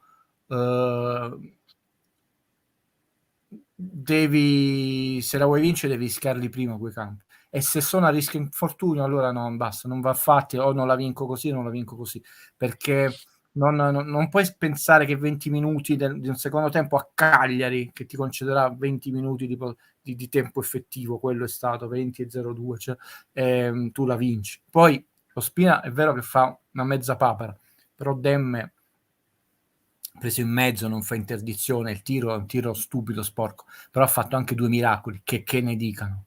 Cioè il tiro qual di testa salvato per un'unghia è quasi gol o non gol. Tempo effettivo bassissimo, ragazzi, ma non che ve lo dico a fare. Tempo effettivo una conferma. 22-26, 22-42. Con l'Inter si è giocato 29-02. Non si arriva a una mezza partita. È 25-55, quindi col Venezia 30-57, 24-28, con la Salernitana 25-33, 30-28. Queste squadre, come sarà il Torino e il Verona, preparatevi, o la sblocchi, fai 2-0, la metti in ghiaccio, o soffri perché non ti fanno giocare a pallone. E tu lì devi essere bravo a essere veloce di testa e di piede, cioè di pensiero e di piede, di passaggi che smarcano più e mettono fuori gioco più avversari possibili, altrimenti hai aggressività continua e vai nel panico. Perché non sei manco abituato a farlo. Oggi si è sentito, Valerio, oggi serviva Lobotka. Cioè Lobotka che abbiamo visto fino adesso, quello che ci ha fatto scintillare gli occhi. Certo. Ringrazio ancora Fabio, il messaggio che ci scriveva è simile in qualche modo a questo di Sergio. Domanda per Guido: perché il Napoli nelle partite decisive crolla, per volontà o per contratto? Più o meno Guido hai già risposto, insomma, non volendo parlare proprio di un'idea di complottismo che però striscia nell'aria, quindi ragazzi, per questo la leggo. Non è complottismo, io ma veramente è che quando tu hai determinati giocatori, quei giocatori tu la mentalità vincente l'acquisisci vincendo. Se continuiamo a dargli gli alibi, no? Perché prima di questa partita ho letto articoli che conviene uscire dal Barcellona, ieri in trasmissione sentite a me, conviene uscire, quindi l'alibi, cioè, perdiamo questa partita perché così impariamo a giocare a pallone e a vincere le partite importanti perché ci concentriamo sul campionato. Allora io ve lo dico adesso e piangerò perché io preferisco vincere la Coppa UEFA, la chiamo così, che è il campionato, quindi mi vedrete distrutto giovedì. Noi prendiamo una mazzata col Barcellona, perché il Barcellona ha sbagliato la partita di andata, non è che il Napoli ha fatto una grande partita e il Barcellona non l'ha, quella l'ha sbagliata. Non esiste che il Barcellona ti faccia di nuovo una partita dove si mangia tutti quei gol sotto porta, poi ne fa una peggiore. Io sono l'uomo più contento del mondo, ma già domenica ne ha fatti quanti? 4, 5 tripletta di Aubameyang. Come è sempre stato nei nostri anni, a febbraio noi usciamo in una settimana dopodiché abbiamo le nostre belle settimane tipo e ci vediamo quanti punti faremo con le settimane tipo, perché poi noi 43 punti nel girone di ritorno dobbiamo fare, cioè fare meglio di Gattuso, stesso girone di ritorno ma un girone d'andata migliore, quindi poi vedremo la beffa. Allora Valeria entrava, questo è un messaggio che avevo preso da prima, ed entrava già in quello che bene o male ci stavi dicendo, cioè il calcio italiano è una gara al ribasso, uno sguardo oltre il confine ci dimostra come siamo scarsi, perché se facciamo paragone con quello che è successo alla fine anche in Europa, l'Inter perde nettamente con il Liverpool, il Milan era già sparito dai radar, insomma il Napoli si difende e con un po' di fortuna non perde con il Barcellona, e insomma stiamo un pochino dimostrando che il calcio italiano è indietro rispetto al calcio europeo. Molto indietro come gioco, come dinamismo, e non è manco vero che si allenano di più, cioè, oggi si gioca in stadi indecorosi, ancora abbiamo gli stadi in tubi semplici, prefabbricati, dove se c'è un po' di vento ingiocabile, ma stiamo scherzando? La Serie A, Infatti anche il vento faceva parte di queste considerazioni. Sì, e anche lì l'intelligenza, ma porca miseria, Ospina, hai visto? A parte facciamo sempre partenza dal basso, abbiamo incominciato a fare questi rinvii, la palla si tornava indietro, non arrivava manco sulla tre quarti. Cioè Guido, fammi capire una cosa, perché io ovviamente sai che non l'ho visto, cioè noi partiamo sempre con il fazzolettino, con la paura così. Oggi che c'era il vento abbiamo rilanciato, veramente? Sì, tantissime non volte. Ci posso credere. Non ci posso credere. Decine e decine, e ovviamente nel secondo tempo col vento contrario, veramente, perché io poi ho sentito Mertens, un ex giocatore, era impossibile giocare nel secondo tempo perché avevi il vento a loro favore, e dice l'hai visto una volta, l'hai visto due volte, ma lì è un po' di acume, è un po' di intelligenza, a parte che anche lì è cambiare una filosofia di gioco dopo 25 giornate alla 26esima, una volta, due volte, anzi noi non lo facciamo proprio mai, abbiamo buttato una marea di palle, e ovviamente subendo la pressione fisica, perché poi avevano sempre questi uomini addosso. Se ti vedi la partita, soprattutto nel secondo tempo, l'hai vista anche gli ultimi minuti, tu l'azione devi avere la qualità, la pazienza e anche la personalità per l'imbucata di andarti a fare un'azione palla a terra, e sto lancio lungo, anche se c'è Osimhen va servito sulla corsa, non col lancione lungo, perché è lì che può fare, sulla spizzata. Abbiamo proprio interpretata male, però purtroppo ai stadietti, cioè noi veramente andiamo appresso alle persone che vi dicono il campo nuovo è larghissimo, quando abbiamo tantissime strutture che sono ridicole. Nel 2020, cioè anche quello conta, cioè una classe arbitrale, diciamo, giovane, inesperta, e protetta per l'omertà. Siamo alla 26esima, quindi questi messaggi pubblici del VAR, sbandierati, una stampa di domande, diciamo, zoppicanti, voglio cavarmela così.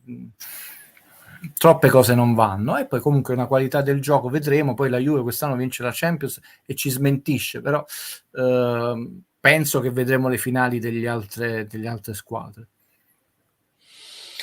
Allora Angela ti chiede come ha giocato Petagna. Secondo me ha avuto tutte palle sporche impossibili da prendere. Mertens ha sbagliato qualche passaggio, secondo me è l'emblema della partita di questa sera. È riuscito a giocare un po' meglio, ma anche per la qualità della prestazione della squadra. Quando giochi 3-5-2 loro sono venuti anche ad accorciare sia Petagna che Mertens, hanno giocato paradossalmente meglio nel primo tempo, dove lo stesso non hai fatto granché, che nel secondo, ma proprio perché nel secondo è stato un calcio veramente modesto, Valerio, ma veramente modesto. Se tu la recupererai dirai aveva ragione Guido, che non che noia, che è una partita che non ti offre nulla, diventa molto difficile. Ecco perché, apro una parentesi, io mi devo sempre scegliere, sono molto arrabbiato più per un'altra cosa che per il Napoli film, perché io non presenterò mai un film che non ho scelto io, perché siccome sono una persona onesta, perciò non mi sono arricchito e arrivo subito al calcio, non riuscirei a inventarmi le cazzate che poi dicono i miei colleghi, scusate la parolaccia per una volta.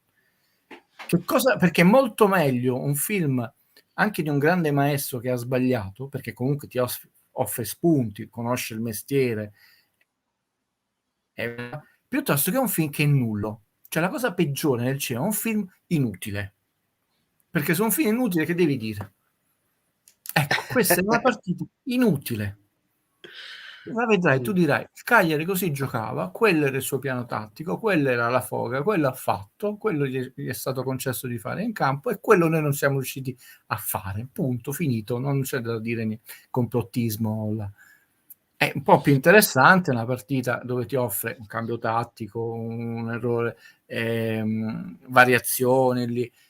Quello. Il Napoli è andato un pochino meglio, 5 minuti subito dopo i cambi, lo vedrai, quando sono entrati Fabian, Osimhen, che è ripassato a 4, ha avuto 5 minuti di sprazzo vagamente riconducibile al Napoli che abbiamo visto in questa già stagione, perché si è organizzato e è riuscito a fare un paio di azioni dopo 2 secondi e mezzo veniva interrotta l'azione, però poi subito si è riperso e quella è stata la partita.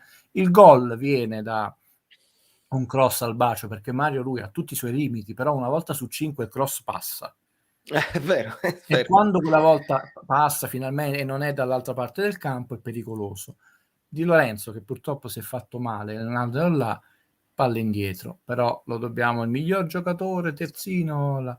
Mario Rui, quando lo becca il cross, è interessante, quello bisogna anche riconoscere. D'altronde, dall'ottimo lavoro che fate il mercoledì, analizzando tantissimi numeri che entrano a far parte nella valutazione del giocatore, fino a 2 giornate fa Mario Rui era superiore come valutazione complessiva E credo che, e credo che con oggi si conferma, se non migliora, perché comunque l'assist è suo e il punto ce lo portiamo a casa per lui e per Osimhen. Ha molto sofferto, ovviamente, sempre per la posizione, per la fisicità, nel primo tempo nel 3-5-2. Ha molto sofferto.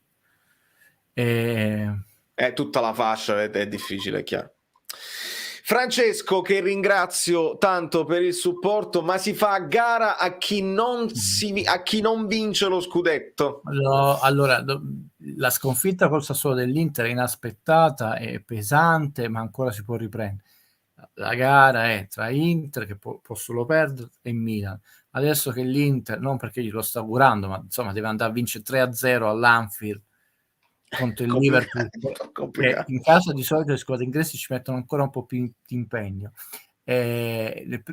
All'andata veramente sono venuti a giocare a golf, poi ho detto vabbè, giustifichiamo questa trasferta pagata, no? Cioè, sono andati a vincere 2-0, però non ho visto questa foga del Liverpool, ho detto, e invece l'Inter ci ha messo tutto, aveva buttato tutto in campo, oltre che l'anima. Pensate, quando la squadra, infatti si è detto meritava, partita meravigliosa, spiegò, e qui pensa, la migliore partita della stagione dell'Inter con una partita anonima del Liverpool, quella è la differenza. Pensate un po' la differenza del calcio italiano. E quindi quando saranno a bocce ferme con l'Inter che ha affrontato 4 scontri diretti, noi solo 2, pareggiandoli tutti e 2, e potevamo fare dei set point seri con la Juve e con l'Inter, tra l'altro la Juve passando in vantaggio. È vero che il gol della Juve è fortemente viziato da un doppio fallo, non solo uno. Ma lo teniamo presente in considerazione proprio nelle analisi, anche questo. Ti chiedono, ne stavamo parlando proprio perché io ero sorpreso da questa cosa, perché nel rinvio Spina la dà Koulibaly per poi giocare comunque lungo? Non è meglio rinviare direttamente lungo, avendo però la squadra già alta per le seconde parti? Io credo, vedi, noi abbiamo sottovalutato, a parte le battute, l'importanza di un giocatore, se uno analizza con onestà, senza tifo, senza simpatia, antipatia, anche purtroppo devo dirlo senza romanticismo, di Lobotka.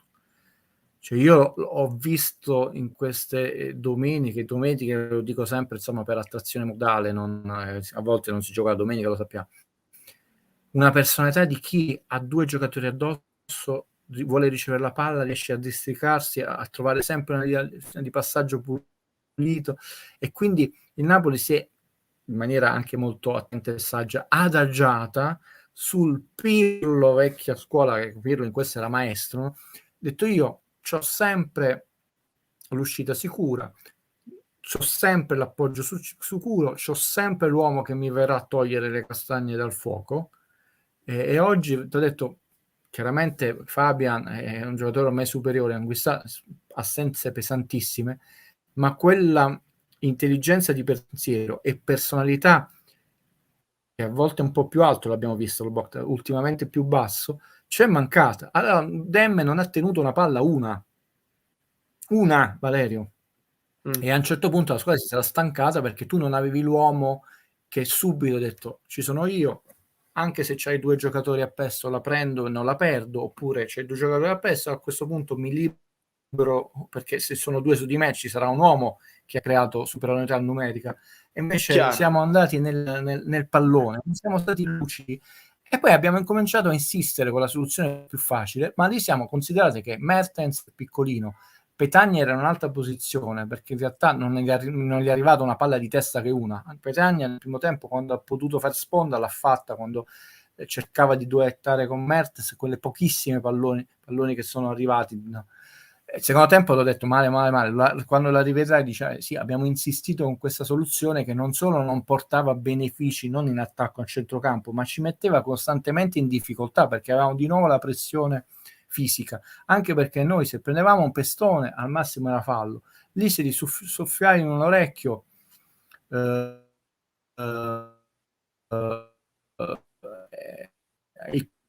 qua io lancio un appello ai nostri giocatori: un po' di intelligenza sulla tre quarti a 10 metri dal fallo di fondo nell'attacco della squadra, anche se hai perso palla non devi sfiorare, come c'è manco la mano, che cadono a terra, ti danno fallo, si riperde l'azione, anche perché non è fallo, non ti faranno gol, e manco veramente un toccare l'avversario, sai che ti stanno dando quei tipi di falli, non dobbiamo farli, perché comunque c'hai 9 compagni che avranno la possibilità di riprendere, di ripressare il pallone. Questi falli sono falli stupidi che ti stanno fischiando, questo tipo di arbitri sono stupidi, che spezzano la continuità dell'azione, che danno la possibilità di perdere tempo e che ti fanno anche scoraggiare, innervosire. Un po' di intelligenza nel calcio, non solo i piedi buoni. Buonasera Guido, Filippo ti chiede: ancora convinto che l'Atalanta possa qualificarsi per la Champions? Grazie per la cortesa risposta che vorrà darmi. Perché la mia preoccupazione sì è che la Roma partisse bene, lo dicevo in privato a Valerio, e ho detto con quell'allenatore, con quell'ambiente, con quei giocatori, se la Roma parte bene, ha un filotto di partite importanti, diventa come il Brasile del pallavolo dei tempi migliori, che quando cominciava bene i set ti travolgeva, quando andava in depressione ti prendeva 3-0 facile. La Roma sta facendo un campionato molto altalenante e quindi bello e buono che adesso fa pure 3, 4, 5 partite, però è quasi finito il campionato, quindi l'Atalanta è una squadra che invece quando incomincia a macinare e si riprende da eventuali schiaffi, quel filotto nel corso degli ultimi 3 stagioni, l'abbiamo visto di 7-8 partite, se le riesce a fare, quindi ce l'ha nel DNA. Io quando Napoli ha perso con l'Atalanta in casa, basta rivedere nel video, ho detto l'Atalanta non vince lo scudetto, e tutti, vedete, può vincere, no, non ha la forza per vincere lo scudetto, non ha l'esperienza, non ha l'ambiente, lo scudetto però è una squadra che può andare in progressione, quindi nelle prossime partite vediamo se continua a fare questo andamento zoppicante, buon per noi. Però se mette il turbo, l'Atalanta è una squadra che è capace di vincere 6 partite di seguito, e quelle sono, e noi dobbiamo andare a Bergamo a riprenderci 3 punti e non pareggiare. Oggi Napoli ha -3 nella classifica, anche le altre squadre stanno andando maluccio. Credo anche l'Atalanta abbia -3. L'Atalanta ha -6, ma deve recuperare una partita. Esatto. Quindi se dovesse vincere sono tutti a -3. L'Inter a -6, ma deve recuperare una partita. Quindi avremo una situazione -3. Il Milan a -2, la Juve +5. Vabbè, ma questo ti devo dire, approfittiamone noi, cioè mentre gli altri stanno un po' stentando, noi -1 rosicchiamo un punticino, 2 punticini, e invece praticamente siamo alla pari, e siccome tu sei arrivato quarto stai sul filo. Chiaro. Veramente un'analisi di pancia quella di Guido, addirittura criticare Di Lorenzo. No Edoardo, non è proprio di pancia assolutamente in questo caso, anzi è proprio un'analisi che noi abbiamo cercato, se ti ricordi, io credo che lui è un amico bellino che ci segue spesso, nell'analisi generale, proprio anche quando si parlava di nazionale, anche l'anno scorso, Di Lorenzo ti garantisce sempre la prestazione, ma noi ripetiamo sempre il non è un robot e non possiamo poi aspettarci l'overperformance, perché sicuramente fisicamente reggerà sempre, però non ti aspettare la qualità nel passaggio, l'assist sopraffino, perché non ce l'ha nelle corde. Non voglio, ma figurati, il signore può, tra l'altro si esprime con garbo e educazione. Se questa è l'impressione, è un errore mio. Allora, qua però ci dobbiamo mettere d'accordo. Io, con il mio cervello, sto abbastanza sereno. Stiamo parlando di scudetto? Ok, stiamo parlando di scudetto, come tutti i colleghi, Titi. Stiamo parlando di scudetto, significa che in un anno un campionato di 20 squadre si giocano 38 partite tra andata e ritorno, e tu alla fine di queste 38 partite devi essere non una buona squadra, non un buon campionato, non un ottimo campionato, non un campionato eccellente, la numero 1. Devi essere la migliore di queste. Per essere la migliore devi avere qualità migliori degli altri. Cioè, qua noi vogliamo vincere, però non capiamo che cos'è lo spaccone. Perciò ti ho fatto che cosa significa vincere. Significa non solo avere qualità, ma poi nei momenti di magra farsi le ossa, imparare, la volta dopo non sei di nuovo perdente. Quindi deve essere migliore. Per essere migliore, a prescindere da quei 7 pilastri che io vi ho indicato, che non sono solo in campo, però vediamo solo il campo. Cioè tu devi avere delle qualità tattiche, fisiche e anche tecniche migliore degli avversari. Quindi non parliamo di minutaggio. È chiaro che da un punto di vista di minutaggio adesso gli hanno rotto il record, tu puoi fare tutti i record di questo mondo, però c'erano dei giocatori, ce ne sono tanti. A questo punto Osimhen oggi mica ha fatto tanti minuti, però due palle pericolose. E tu devi parlare della qualità. Purtroppo quando tu devi vincere, quindi devi essere numero 1, non buono, non eccellente, il migliore, serve uno standard altissimo. Quindi lo standard che oggi, per dire, non è di pancia, Di Lorenzo smarcato una palla bellissima di Mertens, non si è visto, bla bla, di prima, di tacco esterno, meraviglia, arriva sulla tre quarti, non sa che fare, gli arrivano in due e perde palla in fallo laterale. Ecco, un terzino del Real Madrid, come si chiama lì? Tra l'altro smarcato di prima, quindi anche sulla velocità. Quante volte questo ragazzo lo vediamo con la palla tra i piedi, se non è in percussione? Noi no, per niente pancia oggi. Nel primo tempo noi non abbiamo mai avuto la personalità di tentare, non di sbagliarlo, il passaggio dalla tre quarti all'imbucata, e fai uno scatto 1 e fai uno scatto 2 e lo fa Elmas, lo fa Mertens, lo fa mai serviti. Ma lì serve la personalità del centrocampo, del terzino. Di Lorenzo è un modesto giocatore, onesto giocatore, serissimo, impeccabile professionista, ma no, non è un terzino da squadra che vince lo scudetto. Infatti non hai vinto in questi 3 anni. Però ha vinto l'Europeo! L'Europeo però io mi sono espresso, ho tanti dubbi, l'Europeo fortunato, perché sì, erano tutti molto stanchi. Fortunato perché il sorteggio, ve lo dissi subito, pagherà il sorteggio delle altre squadre, perché vai a farti il sorteggio della Francia, Germania e cose, dove anche per 1 millimetro di fuorigioco e di rigore non viene eliminato agli ottavi. Però poi, tranne la partita col Belgio, le pareggiate tutte. Dopo hai continuato a pareggiare, anche i pareggi e i rigori sono delle vittorie, chiaramente, e te lo prendi. L'unica cosa è che ho detto attenzione che noi dopo gli scandali vinciamo qualcosa e poi ci toccano 10 anni di medioevo del calcistico. Vincemmo un mondiale dopo Calciopoli nel 2006, vediamo che cosa è diventato il calcio italiano dopo quel mondiale, come doveva essere tutto. Avete visto, non è crisi Calciopoli. Adesso questo primo anno dopo l'Europeo, intanto dobbiamo elemosinare la qualificazione per la squadra italiana ai playoff, sperando che non ci butti fuori né la squadra di Elmas né il CR7 se mai arriverà in finale, ma vediamo cosa faremo nelle coppe europee. Quindi ci teniamo con la coppa perché è un trofeo che comunque rimane nella storia, nelle emozioni, negli almanacchi, però abbiamo una lega commissionariata, insomma, abbiamo stadi semivuoti, abbiamo crolli di ascolto su Dazan, perché quella ha vinto i diritti, cioè la vincita dell'Europeo, che è stata sbandierata da colleghi e dai nostri dirigenti, avete visto che non è vero il disfattismo del movimento, allora la domanda che faccio a questo punto: in quale squadra delle prime 10 europee giocherebbe titolare Di Lorenzo? O meglio, paragoniamo i terzini destri delle altre squadre di Lorenzo, è un signor giocatore, ma noi allora perché non vince? Non è che è colpa sua, perché non vince Napoli-Verona? Napoli-Verona perché Napoli-Italia, Napoli i pareggi col Sassuolo 2-2 quest'anno, che non era il Sassuolo che sta giocando bene adesso con la testa proprio mamma lì. mia, adesso il Sassuolo ne darebbe 4 a tante squadre, Sì. Buonasera, sono Enzo. La soluzione di quello che ha detto il signor Guido, squadra perdente, ci vorrebbe un dirigente che martelli la squadra tutta la settimana, ma ADL non sarà felice.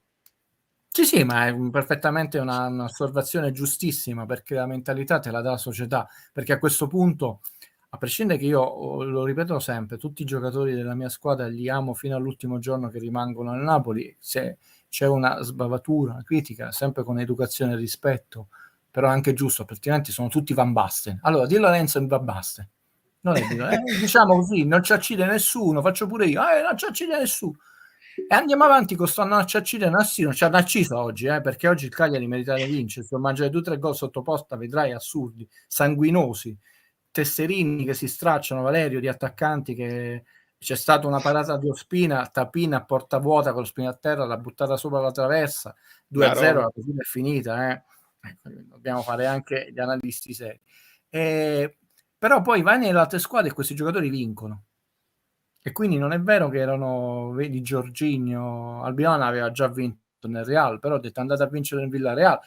Villarreal è incerottato tutto quello che sta facendo un buon campionato in Liga, sempre nelle quinte, seste posizioni contro di squadre. Quindi la mentalità vincente si inculca da dentro, è il dentro che poi educa il fuori, cioè noi analisti, giornalisti e tifosi. Noi non lo facciamo né da dentro né da fuori, perché da fuori conviene uscire dalla Coppa Italia perché è una coppetta, conviene uscire dalla Coppa Europea perché così ci possiamo concentrare sul campionato.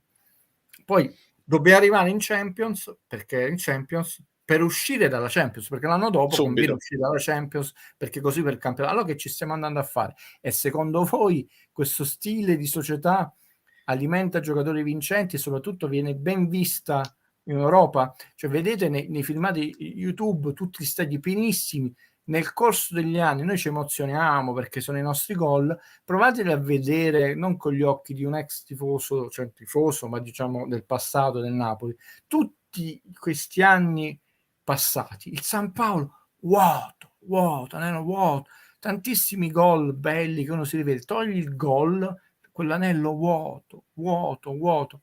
E secondo voi questo è una buona immagine di società vincente o no? Sempre scuse, quindi ti prendi Marotta e Marotta fa pulizia delle cape calde, i cardi, eccetera, tutta la stampa, come il capitano, il goleador, un gol ogni 69,5 minuti. Vado. Comunque c'è da guardare il fatto che siamo su una striscia di 7 risultati utili consecutivi su 7 in questo girone di ritorno. Anche nelle difficoltà smuoviamo la nostra classifica.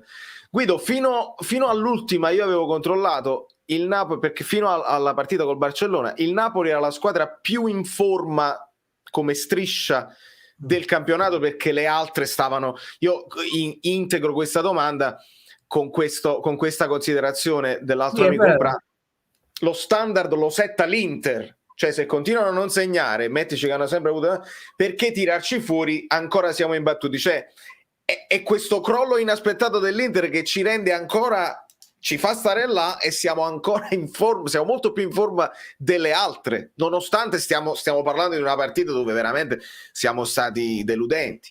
Innanzitutto oggi tu hai pareggiato col Cagliari, che è terzultima in classifica, cioè non hai pareggiato con una corazzata. Considerando, ricordatevi quella cosa, che per la Champions con le altre 13 sorelle tu ti puoi concedere 2 pareggi e una sconfitta, no? È meglio che non farla quella sconfitta. Nel girone andata ci siamo concessi una sconfitta in più perché Empoli e Spezia. Tu il pareggio uno te lo sei già tolto subito. Quindi delle prossime 12 sorelle, ed era meglio toglierselo il più tardi possibile, devi vincerle tutte, e sorelle sono anche la Fiorentina, sorelle sono anche il Sassuolo, e sorelle sono anche il Torino e sorelle sono anche il Verona, non solo... Certo. E l'Empoli, perché l'Empoli giocava a pallone, poi sta un po' così, ma...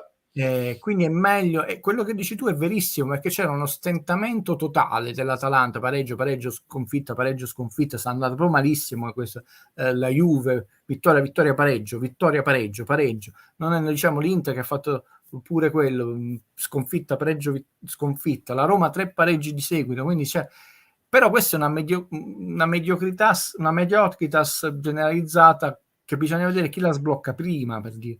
Sì. Il Napoli doveva fare un campionato su se stesso, dando però questo famoso set point, questa volée bassa a campo aperto. Voglio prendere in prestito, bellissima il parallelismo sportivo di Mario, proprio per far capire, guardate che non siamo quelli degli altri anni, cioè questi anni noi non verremo meno, anzi vedete non stiamo venendo meno, perché poi queste squadre devono sempre venire meno. Se continuano a venire meno, veramente si vince un campionato a 82 punti. In questo momento è evidente che la soglia del campionato si è abbassata a 86-88 punti. Si è abbassata, tranne che non sparino una marea di vittorie. Inter e Milan non si dovrebbe più vincere a 91 punti. Però il problema non è, ragazzi, il Napoli, è che quelle squadre sono squadre che vincono ciclicamente, quindi sanno come vincere e sanno come perdere, e noi sappiamo bene come perdere, dobbiamo incominciare a imparare a come vincere, e lo sport è un fatto anche di psicologia, cioè di spaventare l'avversario, no? Spaventando, sportivamente parlando, dandogli proprio dei messaggi, detto guardate che questi hanno colmato quel gap di personalità che diventa un gap di punti che prima avevi. Fino adesso non c'è, e noi stiamo attaccati al campionato per un demerito degli altri, nel senso che l'Inter, compresa la partita che non ha ancora giocato, c'ha un -8 rispetto all'anno scorso. Quindi se dovesse vincere la partita sarebbero -5. Il Milan ha 0 rispetto all'anno scorso, quando ha fatto 79 punti. La Juve -8. L'Atalanta -5, con Loria sarebbe -2, ricordiamo che ha fatto 78 punti, quindi sono forti demeriti di queste squadre che hanno rallentato in queste prime 6. Noi siamo, non ricordo mai, però loro sono abituati poi a vincere, a riprendersi, quindi bisogna vedere se veramente anche queste 3-4 big si sono, come posso dire, ammalati, malattia irrecuperabile di perdentite, scusate il neologismo orrendo che non esiste in italiano, quindi tutti i Leonardo e Mario non imparassero questi termini, e allora sì, buon per noi, perché tu veramente in questa mediocrità lo puoi. Però ricordatevi sempre che tu puoi perdere pure lo scudetto per un punto, che ne fai 82 e si vince 83 e su un almanacco sta scritto altra squadra, cioè tu con l'Inter dovevi vincere lo scudetto, sei in corsa perché l'Inter poi ti perde col Sassuolo, attenzione, l'Inter deve recuperare una partita, quindi può andare a 50. Posso fare una richiesta a River Johnny, off topic a Guido per il suo canale, ricordiamo il canale di Guido Gentile Piano Sequenza. Pochi giorni fa ci lasciava Ivan Reitman e Guido ne parlò nella sua recensione di Ghostbuster. Mi piacerebbe tanto un suo video dedicato. Questa è, apro e chiudo questa parentesi breve per non togliere spazio a tutti voi e a Valerio. È un tema che mi lascia sempre molto dubbioso e controverso, quello dei memoria, no? Perché quando iniziai, poco prima della pandemia, morì subito Max von Sydow e io feci un video.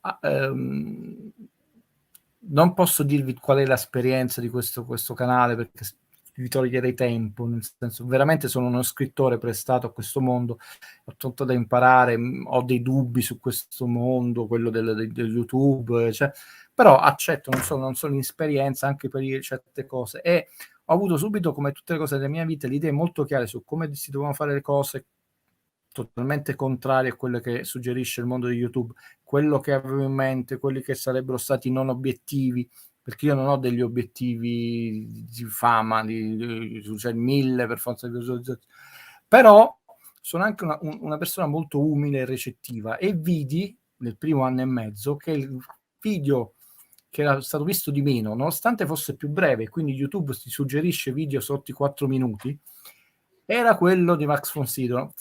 Mandai una serie di mail alle varie persone e ho detto: non ci interessa, è brutto vedere i video delle persone che sono scomparse. E questo è un tema controverso, Valerio, perché casomai l'amico Bellino, poi non so se è un amico o un'amica Bellino, tutti questi, per me è difficile. Ok. Invece avrebbe piacere di un ricordo, aneddoti. Nel corso in questi ultimi mesi ne sono morte tantissime personalità del cinema, anche perché ci sono tante persone purtroppo grandi, anziane, e quindi sono rimasto un po', tra virgolette, chiudo, scottato da questo fatto che le persone e io stavo pensando, in occasione della notte degli Oscar, fare una sorta, come fa l'Oscar ma solo le fotografie, di una pillola per vari giganti del cinema, donne e uomini, che purtroppo ci hanno lasciato, di fare una cosa più complessiva, per forse trasmettere un'immagine più, non voglio dire più gioiosa, ma meno malinconica. Cioè la mia preoccupazione, oltre a quella, come ho detto nell'ultimo video, raccontare i fatti miei, non lo farei nella vita privata, figuriamo su YouTube, l'impressione è sempre di trasmettervi la stessa gioia e passione che regala a me il cinema, e quindi questa cosa mi preoccupò, di tutti questi commenti negativi. È triste vedere. Però siccome è morto più di una persona, no? Anche chi ha recitato contro Ise, tante personalità. Io sto pensando di fare un video antologico. Bene, dico a Mario, sì, penso che da quando sono passato a questa telecamera un pochino più di qualità, un pochino più alta, credo che di creare io dei problemi, perché non ho cambiato nient'altro, e quindi ogni tanto possiamo andare un po' in difficoltà di banda. No, scusa la lunghezza della risposta, ma di dimostrazione che in tutte cose, come mi ricollego subito al calcio, come prima ha detto, Guido mi sembra un po' di pancia. No, tutt'altro. Una persona che segue la logica, le emozioni me le tengo per me, sono uno che ancora piange, diciamo così. Però il senso di responsabilità, quando tu vai in video e regalo qualcosa, ecco perché mi affido spesso ai numeri, perché intanto partiamo dai numeri del calcio, perché quelli non ve li possono, anche se lo fanno, detto anche su quelli, detto partiamo di quelle, e su quello imbastiamo il ragionamento, e cammin facendo vediamo, stanno facendo un lavoro, ragazzi, molto superiore al mio.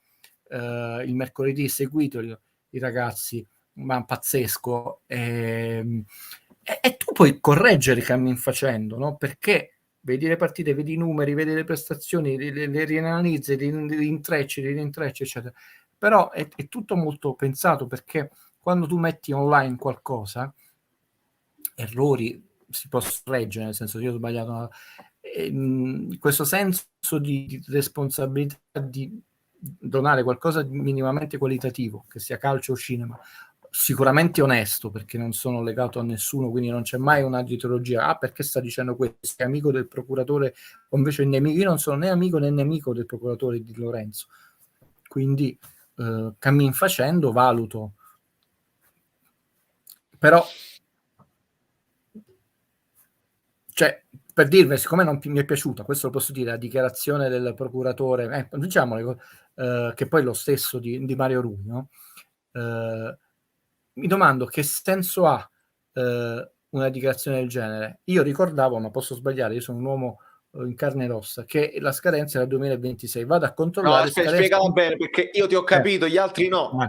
Il procuratore di Lorenzo in settimana, memore della prestazione meravigliosa, ha detto: se fosse il Napoli io lo venderei a un giocatore come Di Lorenzo, perché si rischia di... Hai ragione Valerio, scusa, ho fatto bene, questo è mio fratello. Perché si rischia il parametro zero, ci sono squadre importanti, perché giocherebbe in una squadra come il Barcellona. Ha detto testuale, titolare.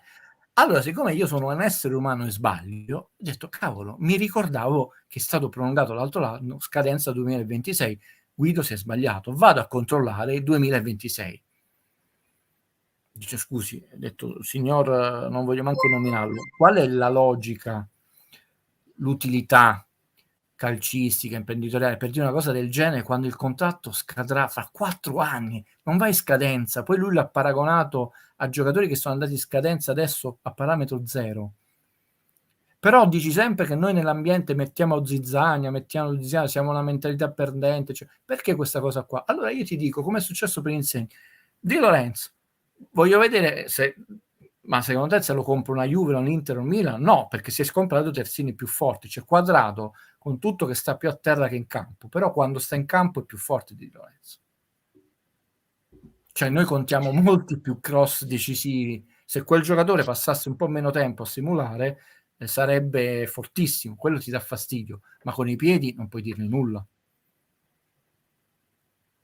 Non puoi dire no, se volete che uno fa l'anti-juventino, non ci accide nessuno, non gli puoi dire nulla. Infatti non ce l'ha.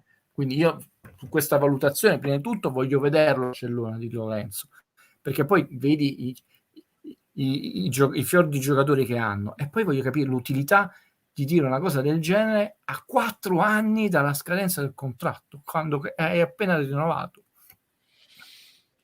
Salvo rinnovato, ed è molto più comodo muovere i giocatori piuttosto che tenerli fermi per un procuratore piuttosto che per un calciatore. Ma qui andiamo in un altro capitolo, quindi io non ho mai veramente nulla contro e analizzo partita per partita in relazione al campionato, allo storico di quel giocatore, nessuna pancia, perché anzi la pancia ti fa fare un sacco di errori di valutazione, e io non vi ho detto che vinciamo lo scudetto, quindi dov'è la pancia? È forte, ma tant'è vero che stava nel Lecce e la Juve se lo andò a prendere, anche se era nel Lecce, è forte. Ringrazio tra l'altro anche Vincenzo D'Alessio, l'ho letto nel sottofondo, come dicono, il sottopancia, no? È tutta un'altra cosa il sottopancia, che ci diceva appunto da accettare, perché stiamo ovviamente ancora lì e non c'è dubbio. In questo stare ancora lì ci inserisco questi altri 2 messaggi. Vichingo che dice anche gli altri si potrebbe dire che sono ancora attaccati al campionato per demeriti altrui. È chiaro che vale per tutti, anche la Juve lo scorso anno è andata in Champions per demerito altrui. Sì, allora sono tutte osservazioni spero pacate, cioè che nascano dalla pacatezza.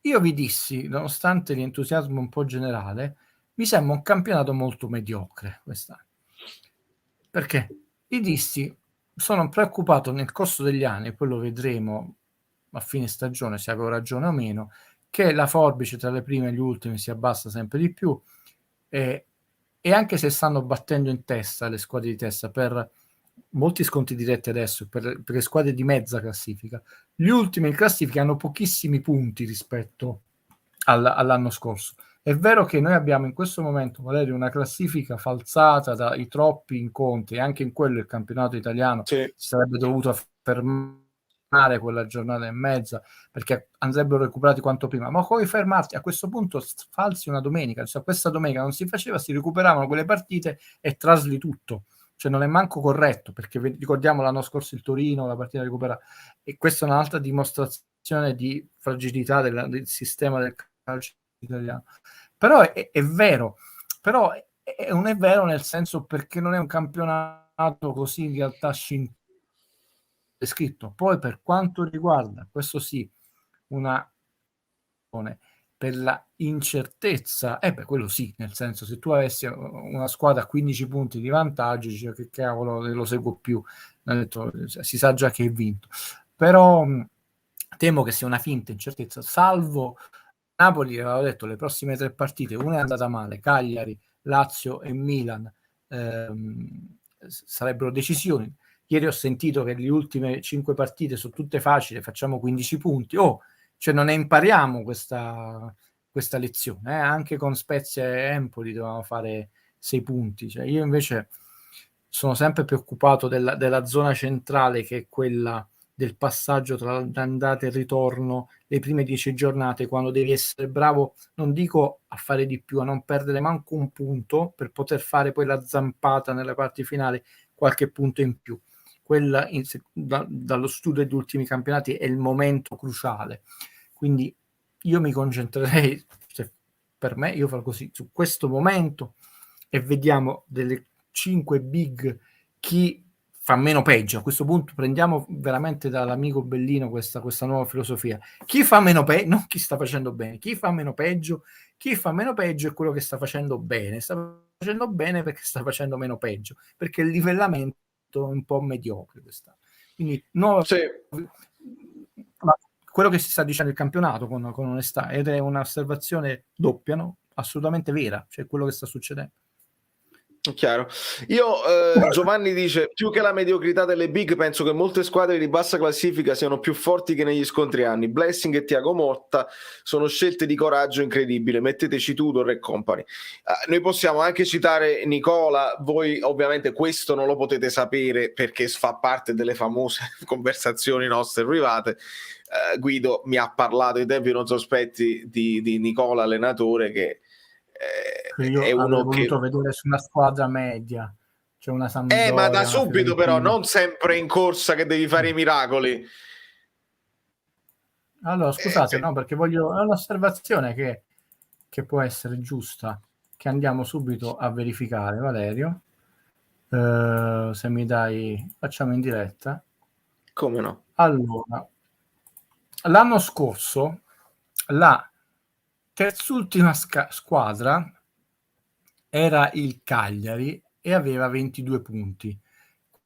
Quest'anno la terzultima squadra, il Cagliari, il Venezia, e aveva 22 punti, quindi sono due squadre a 22 punti. L'anno scorso però la quartultima era il Torino a 24, la penultima era il Parma e ne aveva 16, l'ultima era il Crotone e ne aveva 15, l'ultima la Salernitana ne ha 14. È vero che Salernitana e Venezia devono recuperare delle partite, ma siamo perfettamente in linea. Quindi era una sensazione quella di questo amico tifoso Bellino.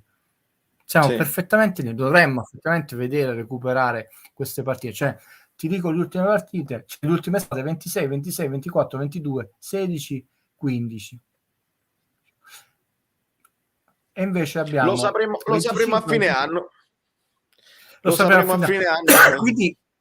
Quindi in realtà non hanno più punti gli ultimi in classifica, hanno un punticino o 2 punti in meno, però ci sono delle partite da recuperare. Il Cagliari ha 22 punti, l'anno scorso aveva 22 punti. Il Genova, non rispetto al Genova, rispetto alla penultima, il Parma ha 16 punti, e il Parma e il Genova hanno le stesse partite. Il Genova non deve recuperare partite. Lo Spezia ne aveva 26, l'Udinese ne ha 25, ma deve recuperare partite, però appunto tra l'altro anche con la Salernitana, quindi una delle due può fare punti. Quindi le ultime stanno facendo gli stessi punti, anche se fosse un punto in più. No, ricordiamo Valerio, sempre quello che fece Benevento l'anno scorso. Diciamo, non è che anche se diciamo la Salernitana vince una partita, ne ha 17 invece di 15 rispetto all'anno scorso, sono 2 punti in più, non è che stanno facendo tanti punti in più, è che sono proprio mediocri le prime adesso. Ripropongo Spalletti sempre più allegrizzato, terzini esterni di centrocampo, centrocampisti a fare trequartisti. Oggi è stato uno scempio tecnico e tattico. Sì, l'abbiamo detto, dobbiamo capire se per necessità, lo capiremo nelle prossime partite, l'abbiamo detto, non per timore o perché vogliamo scaricare, perché serve il calcio va analizzato anche per intervalli di tempo, no? Io cerco di prenderli tutti, integrarli il più lunghi possibili, all'interno di quello più lungo possibile si fanno dei periodi, no? E vediamo questo miniciclo. L'impressione che ha avuto Valerio, io con lui non per amicizia, perché potrebbe essere totalmente opposta, è che nelle ultime partite, a parte che non abbiamo fatto la conferenza stampa, quando non la facciamo già un segno di debolezza, si è capito che questa partita non l'avremmo vinta. Valerio con la solita intelligenza e ironia ha fatto un video, lui è bravo perché fa tutti i giorni, cerca di trovare anche l'elemento giornalistico di notizia in ogni sfumatura, e gli facciamo i complimenti, ma non sono per piaggeria. Però se andate a rivedere nel corso della stagione ci sono stati degli elementi, no?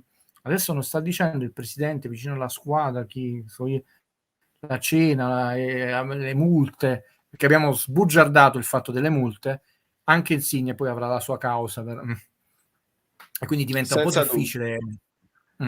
raccontare quella barra. Questa cosa in settimana che vi fece notare Valerio, e che lui mi chiese a me, ma Guido alla conferenza, ho detto, ma guarda che io non è che sono lombardo, quindi non la decido io. E ho detto brutto segnale, perché a volte non è successo, abbiamo dato segno di debolezza, un po' di tempo c'era, è sembrato più scocciante, più scarico, non che le ultime conferenze siano state, oltre che scoppiettanti, a volte anche veloci. Grazie, arrivederci. Soluzioni tattiche in alcune partite, no? I cambi di Mertens all'84esimo non ci hanno convinto. Vediamo questo periodo. Oggi c'ha la scusante, detto che mancavano 3 centrocampisti, no? 3 e 3 su 4 i laterali, no? Tutti e due a destra, Lozano e Politano, se come si chiama. Perché non è che ne poi mancava uno per settore. Io poi, quando poi si dice la rosa più potente dell'era De Laurentiis, più completa, eccetera, eccetera, se noi diciamo, se noi portiamo avanti un discorso di chi si può permettere un ass in panchina come terzo, e un ass ce l'hai, se ti mancano Politano e Lozano e vuoi continuare con un'idea di calcio, devi mettere un ass. Se un ass non lo metti, noi ci dobbiamo fare 2 domande. O un ass non è in grado di reggere, di fare il lavoro che fanno Lozano e Politano, e quindi la rosa non può essere la più enorme, non è un lusso avere un ass in panchina, oppure devi cambiare completamente situazione, e quindi vuol dire che hai una defezione là. Cioè è evidente. Se noi abbiamo questo tipo di domanda, date a Zanoli l'opportunità di giocare di più dopo oggi, non può essere peggio di Malquit, vuol dire che il sostituto di Lorenzo non ce l'ha mai avuto. Per non ripeterci, non potrei aggiungere nulla di meglio di quello che hai detto tu. È così, come è così quello che hai detto, ma io ve lo feci notare da subito quando la prima volta facevi tutti i minuti, compresi i recuperi dei giocatori. È un falso mito del terzino sinistro, perché per quanto sia un'ira di Dio di Lorenzo, comunque non è un buon segnale che un giocatore gioca tutte le partite necessariamente anche con Italia. Allora proviamo a fare, anche se imparate una cosa nella vita, l'espressione prova a metterti nei miei panni è la cosa più sbagliata del mondo. Nessuno si può mettere nei panni di nessuno, perché come fai a entrare nel carattere, nell'esperienza, nell'educazione, nella timidezza di qualcuno? Quindi l'espressione è abbastanza qualunquistica.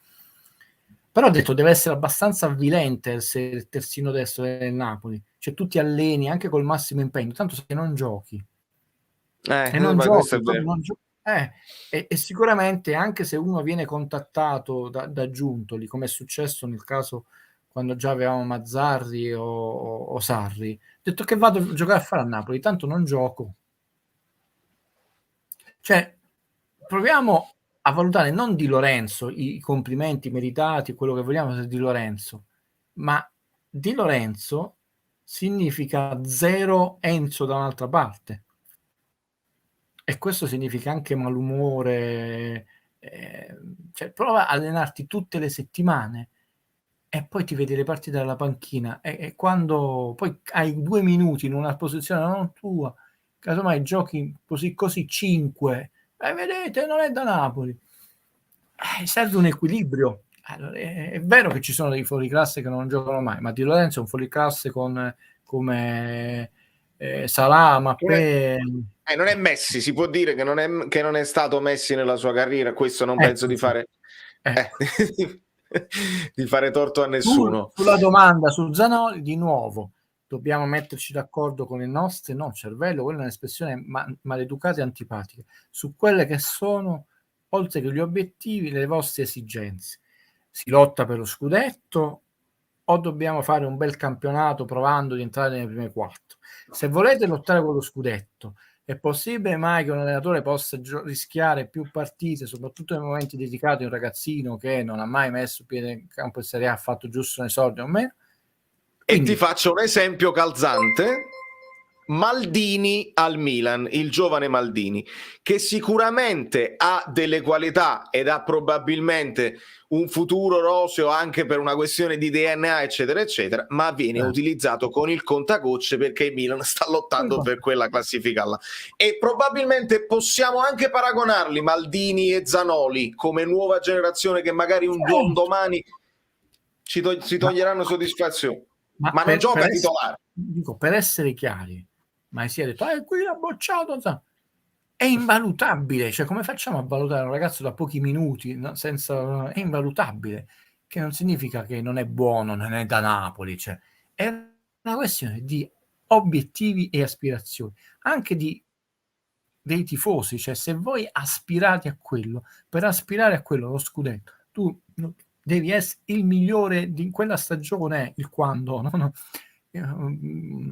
E noi siamo stati molto bravi in queste 13 stagioni, siamo la seconda forza, anche se nelle ultime siamo scesi, del campionato, ma non abbiamo vinto nulla, ed è una beffa. Perché? Perché abbiamo sbagliato i vari quando, no? Cioè siamo i vari quando, perché li hai sbagliati? Perché non sei vincente, questo poi alla fine è la verità. Quindi se noi vogliamo fare da qui ai prossimi anni una linea verde, dice Napoli diventerà una fucina di talenti, vada come vada il campionato, non abbiamo manco aspirazione alle Champions, allora ci divertiamo alla Zemanlandia di vecchia scuola. Però non dobbiamo parlare di scudetto, non dobbiamo parlare né di Congiura né di Napoli Peluso. È chiaro. Volevo ringraziare Luigi che ci fa un complimento. Io su penso 10.000 messaggi leggo 999.000 di più solamente di cose tattiche. Questo qua me lo voglio prendere perché come per lui il vostro amore per il Napoli si integra con i vostri interessi per la cultura cinematografica, teatrale e musicale. Ritengo che vi sia equilibrio e spessore anche per, poi continuava, non ho visto il resto, ma mi piace questa sottolineatura perché poi alla fine come diceva Guido, chi parla solo di calcio non capisce niente di calcio, bisogna sapere.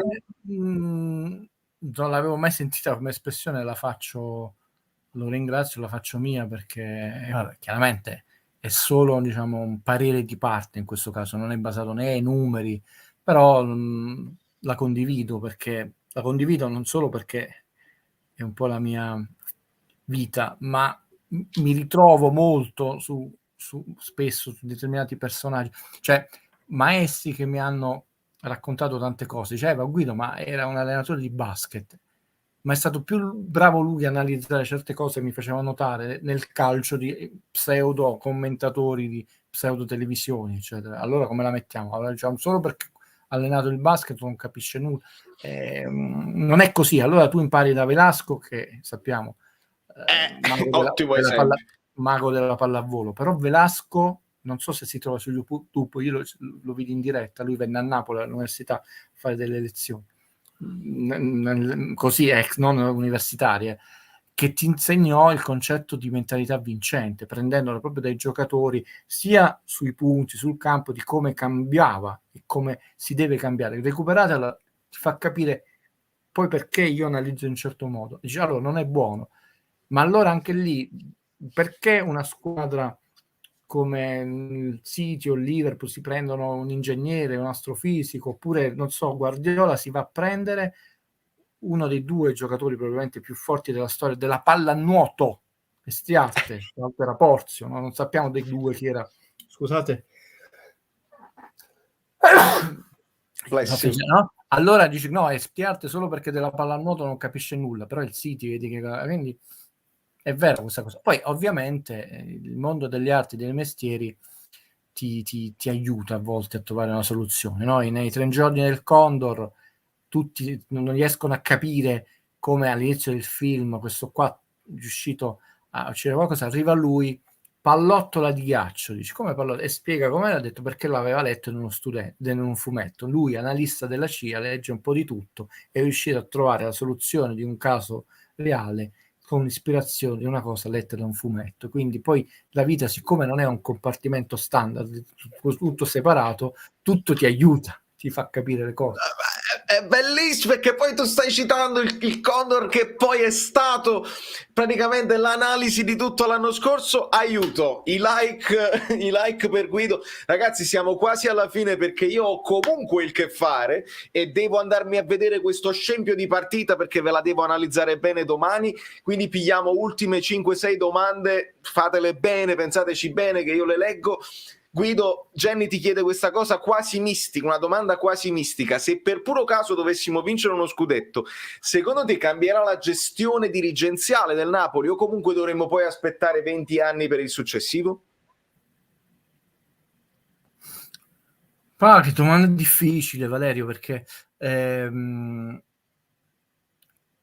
partiamo, non è una provocazione.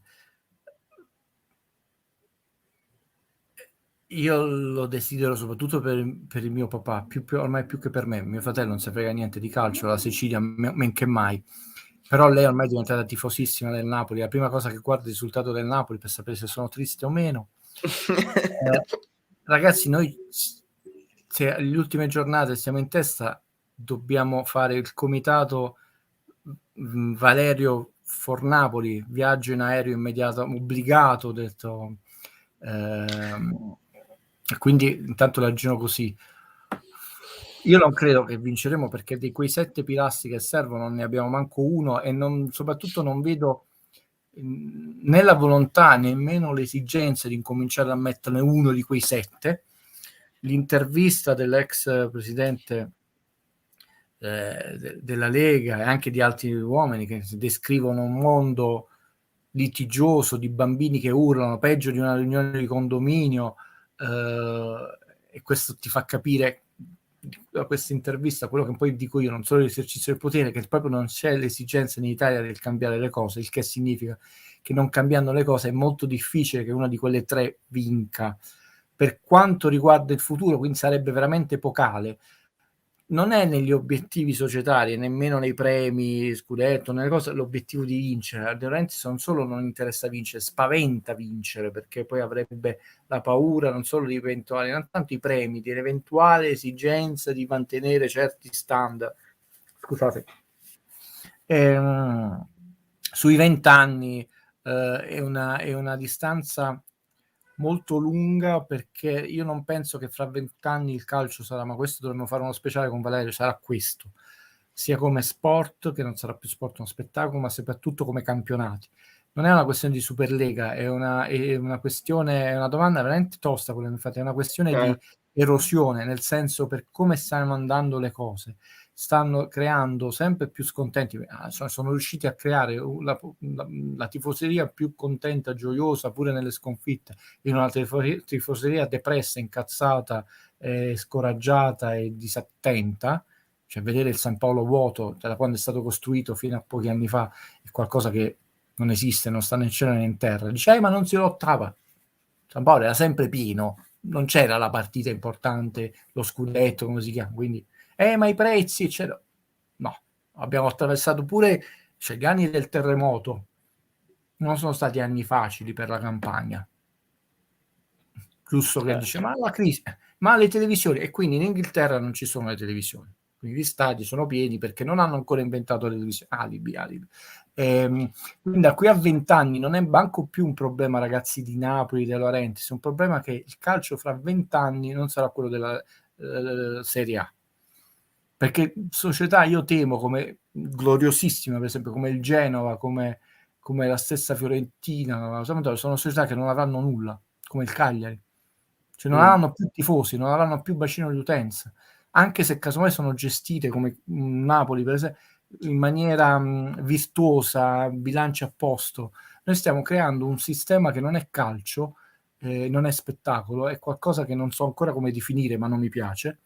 E quindi l'arco temporale da qui a 20 anni è molto più che altro. Detto, la domanda è che tipo di calcio noi ci dobbiamo aspettare da qui a 20 anni, da come stanno agendo determinati presidenti e manager, non quello che vorremmo, almeno non i nostalgici, quelli che comunque ci vorremmo parlare di calcio.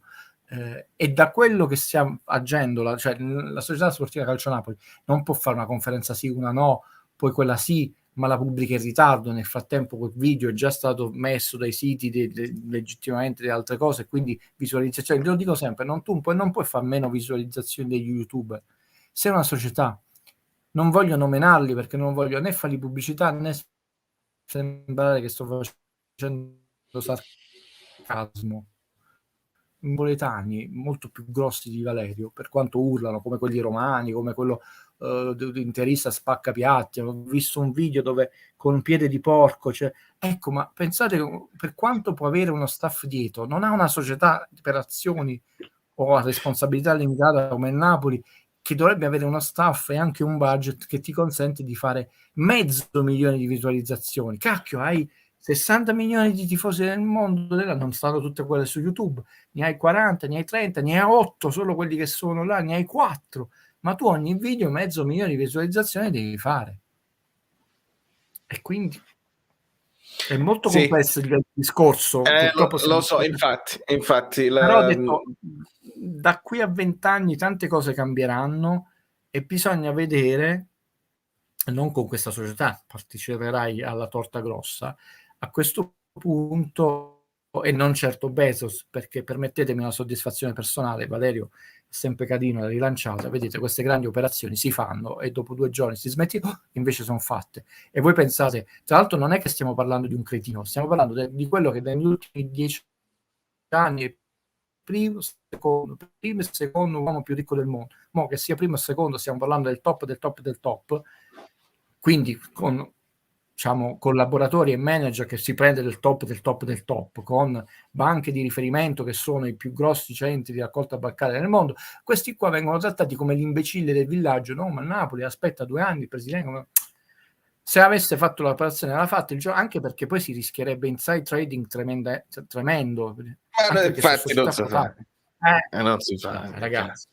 Allora io dico a tutti, dato che ci sono tantissime veramente domande interessanti, il fatto che entro il 2024 si deve vendere, però il Napoli sta cercando di scavalcare questa cosa, domanda cos'è precisamente la Firmauro, questa Francesco l'avevo letta anche in altre live, alcune domande io le vedo, le segno, però non riesco, i rumori che poi entrano anche nei video di Guido, se voi seguite.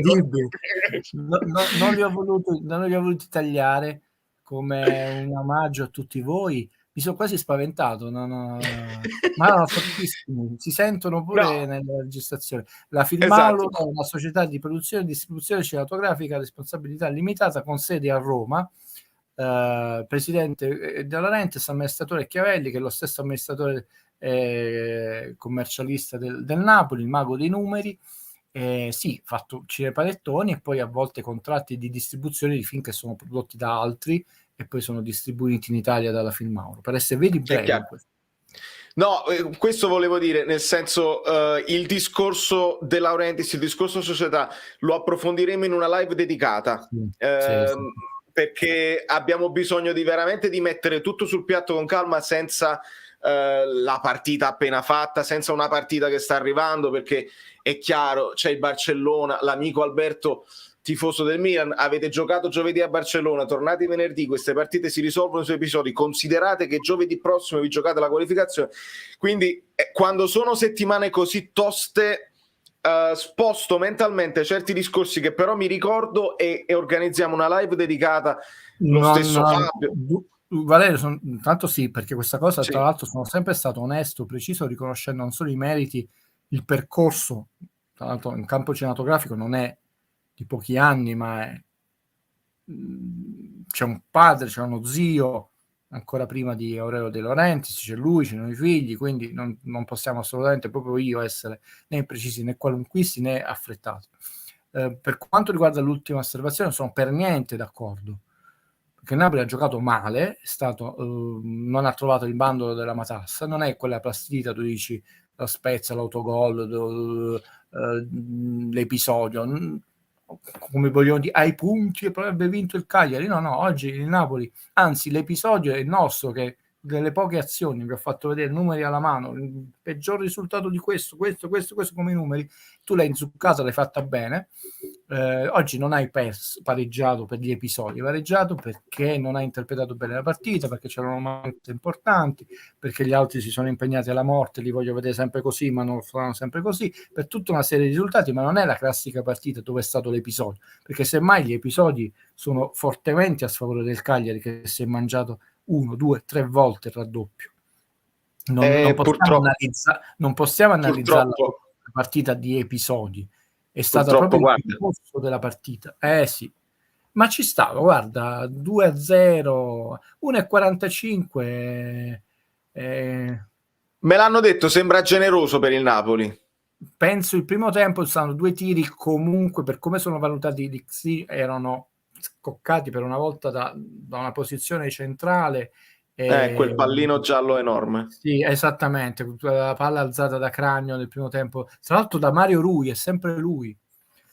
È sempre lui, Mario Rui è sempre lui, e dobbiamo poi, l'avevo presa poi, eccolo qua, Ottavio, ma l'assist di Mario Rui, 1 minuto di silenzio da parte di tutti, perché viene sempre maltrattato. Ringrazio anche Mario Cutolo, mi è sparito il messaggio che mi avevi mandato in sovraimpressione, ringrazio sempre, e questo è il discorso che facevo, Raff, è chiaro, volevo rimanere nel discorso Cagliari a fine live, ecco perché rimando a una prossima live, iscrivetevi al canale per fare tutti gli approfondimenti societari, De Laurentiis, il futuro e tutto, e questo rimando anche a Fabio, è chiaro, dichiarato Antonio Corbo che è sotto osservazione di Bank, riportiamo tutti alla prossima volta. Intanto è già diverso da Bezos.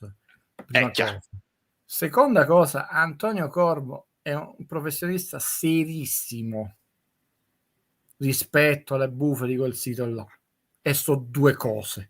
Terza cosa, dice, è sotto osservazione, quindi ci sono delle valutazioni, eventualmente un incontro, lo studio dei bilanci, quindi già è una dichiarazione di un professionista su cui io mi inchino e basta, di grande esperienza, molto elegante nella scrittura, cioè, e anche molto prudente nelle dichiarazioni. Ogni tanto pure lui sbaglia, nel senso, no, che lui, come io ho sbagliato su Comisso, aveva molto più fiducia nelle elezioni negli anni passati di Gravina, altre cose, diceva il vento sta cambiando, forse anche lui ci ha creduto, cito perché si trova anche nei filmati, in una svolta del calcio italiano, e anche lui ci è rimasto un po' male, quindi non è che anche Corbo sbaglia, però parliamo di una persona di grande esperienza e acume, e intanto non è che dice il Napoli è stato così, è sotto osservazione, che la cosa può anche a un certo punto dice non valutiamo più interessante l'investimento, e tanto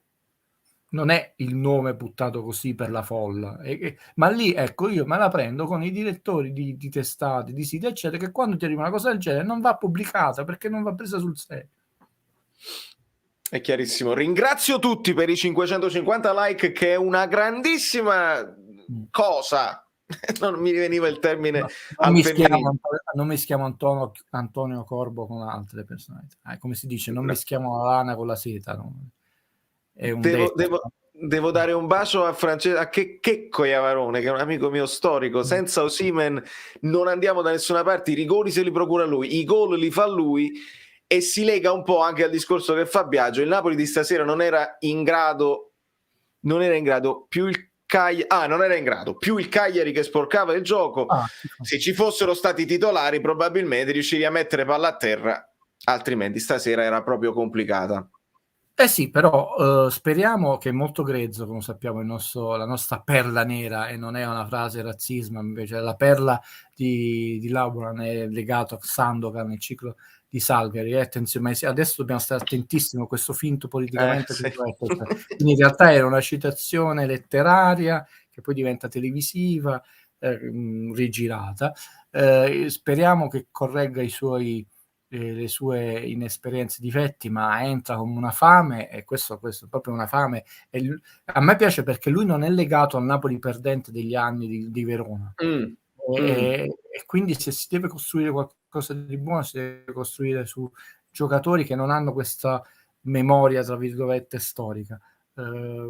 Siamo d'accordo, poi pure lui non è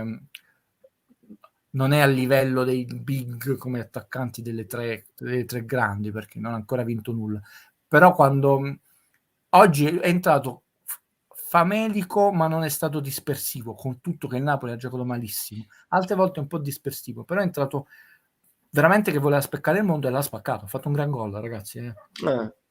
Può sparigliare. C'è un amico del Cagliari, Paolo Dallamano, per voi ci salveremo noi del Cagliari, complimenti per la vostra squadra, il vostro allenatore mi piace molto, saluti dalla Sardegna. Un abbraccio Paolo. Guido. Beh, penso che intanto la Sardegna è una nazione, quasi una nazione, una regione bellissima. A statuto speciale. Sì. La popolazione è meravigliosa. Io questo odio di alcuni tifosi imbecilli del Cagliari e quelli napoletani che gli rispondono non lo tollero. Circondata dal mare, ormai avete visto dai miei video quanto io amo il mare, persone di grande umanità, sono non chiuse, sono un po' timide, quindi una grande terra, un grande popolo. È una squadra che fino a poco tempo fa mi era molto simpatica. Credo che abbia delle qualità. Non mi piace l'allenatore, ma non mi piaceva quando stava a Napoli. Attenzione, no? Che potrebbe fare quartultimo, quintultimo. Attenzione che potrebbe essere risucchiata all'Udinese, anche se i Pozzo sono forti. Però facevo notare a Valerio, e poi penso che lui voglia chiudere, di quando una squadra, queste le conversazioni private, incomincia a andare verso il basso e uno non valuta che quelle mancati investimenti nel corso degli anni, quel mancato cambio di management, e l'Udinese ha un bello scouting, ha rifatto lo stadio, cioè passata da una squadra che lottava per le zone alte, andava anche in Europa, andava anche in Champions, ecco, quarto, terzo, quinto, quarto posto. L'Udinese negli ultimi anni ha aperto il file 13esimo, 16esimo, 17esimo, 13esimo, 14esimo, 12esimo, 13esimo, 14esimo, è scesa tantissimo. Credo che si salvi. Potrebbero rientrare il Venezia in questa. Genova e Salernitana sono condannati. La Salernitana c'è un grandissimo allenatore che io lo vorrei vedere su una bella panchina, però è stato preso tardi anche Sabatini. Ma perché non hanno fatto queste scelte al 10esimo, 12esima? Secondo me c'è stato fatto quando ormai il punto del non ritorno, secondo me. Poi miracolo sportivo, io non tifo contro nessuno, quindi poi analizzerei il miracolo sportivo, però il Cagliari potrebbe farci, potrebbe essere coinvolta il Venezia, lo Spezia. Vediamo le prossime partite. È molto grave, Valerio, che non si allinei il campionato, e questo è raro e umano, ma per se ne vale è diabolico, perché se lo fai più volte a questo punto c'è una motivazione che non mi piace, visto quello che è successo negli anni passati. Qui divento complottista, permettimi, visto perché io che non lo sono mai nella vita, tu lo sai, nelle conversazioni mai, perché detto c'è questo problema, detto a questo punto si ferma una domenica, si recuperano tutte quelle partite e si trasla di una domenica al campionato. Ma si deve allineare il campionato, visto che ci sono punti per quelle squadre. L'avvocato Chiacca è un fuoriclasse. A questo punto Udinese e Salernitana è 0-0. È stato ridato anche il punto alla Salernitana, cambia tutto senza quel 3-0. Certo. Cambia anche che loro non hanno più, potrebbero pure vincere quella partita. Io non tifo per una per l'altra, no? Cambia. Non che sono 11 punti tantissimi rispetto a 8, ma 8 sono proprio niente, cioè veramente quanti ne devi fare in giro? 11 in guai l'Udinese, quindi la lotta alla recessione lo capiremo nelle prossime partite, ma se non si recupera quanto prima quella domenica, l'abbiamo visto l'anno scorso quanto ha influito. Certo, e poi influisce anche su tutta la classifica, perché poi hanno dei valori diversi, se una già è salvo, se è già retrocesso, ovviamente è così. Ringrazio e saluto Angela che ci dà un bel soprannome, come si dice? Suggerimento per un soprannome. Nickname. Il vento di Lagos. Chi gliel'ha dato? Potrebbe essere anche suo, di Angela, non lo so, aspettiamo conferme. È chiaro, il Genoa sono 3-4 anni che fa che è proprio vero, e si salvano sempre. Quest'anno sta proprio inguaiato. No, ti chiedevo perché mi sembra un po' troppo poetico e raffinato per venire da determinati colleghi, eccetera, perciò te lo chiedo. Esatto, e secondo me è proprio di Angela. Perché se viene detto c'è stata un'elevazione, io ti vado a citare Sandokan, sai, Sandokan si innamora della Perla, ha detto, la storia d'amore meravigliosa. Poi in TV lo portò un grande maestro, poi c'era Capibeli, però insomma qua voi non eravate manco nati.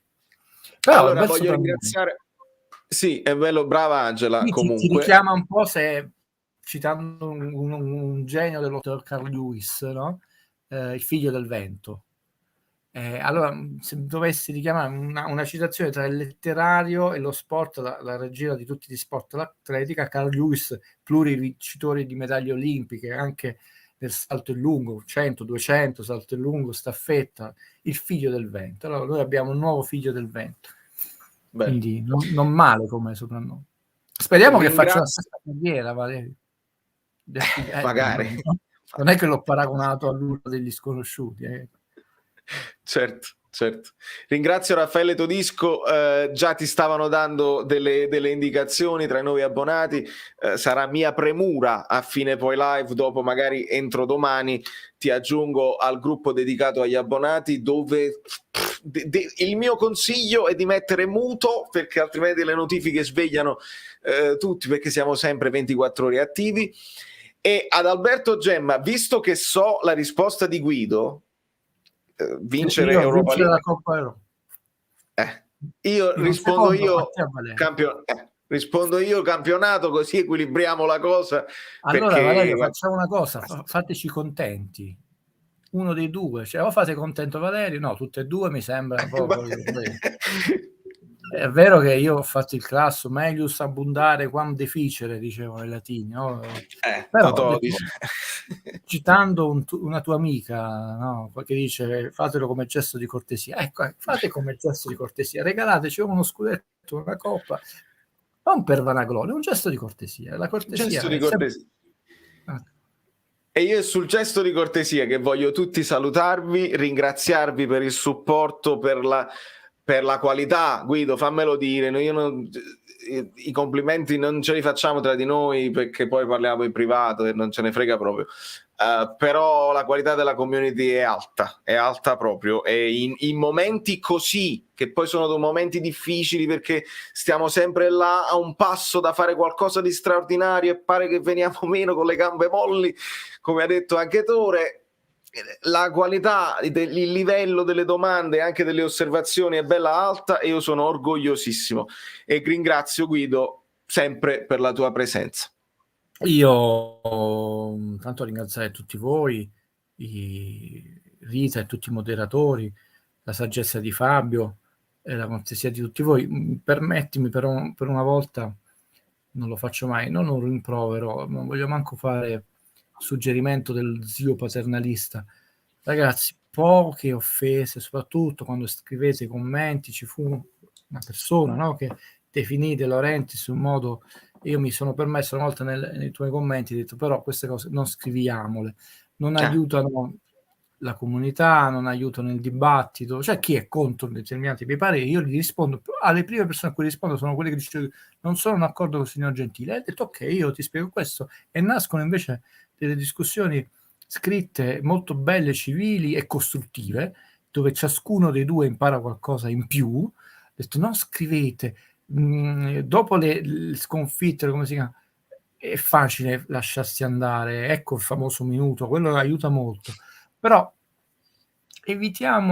torniamo allo spirito napoletano, che non significa censurarsi, non significa non fare le battute e lo sfottò, ma le parolacce, o definire il presidente o altre persone, anche altri giocatori. Noi sfottiamo Quagliato, che sta sempre a terra, ma non usiamo parolacce come li riconosciamo. Non lo facciamo, chi l'ha fatto non lo faccia, e soprattutto per iscritto, perché poi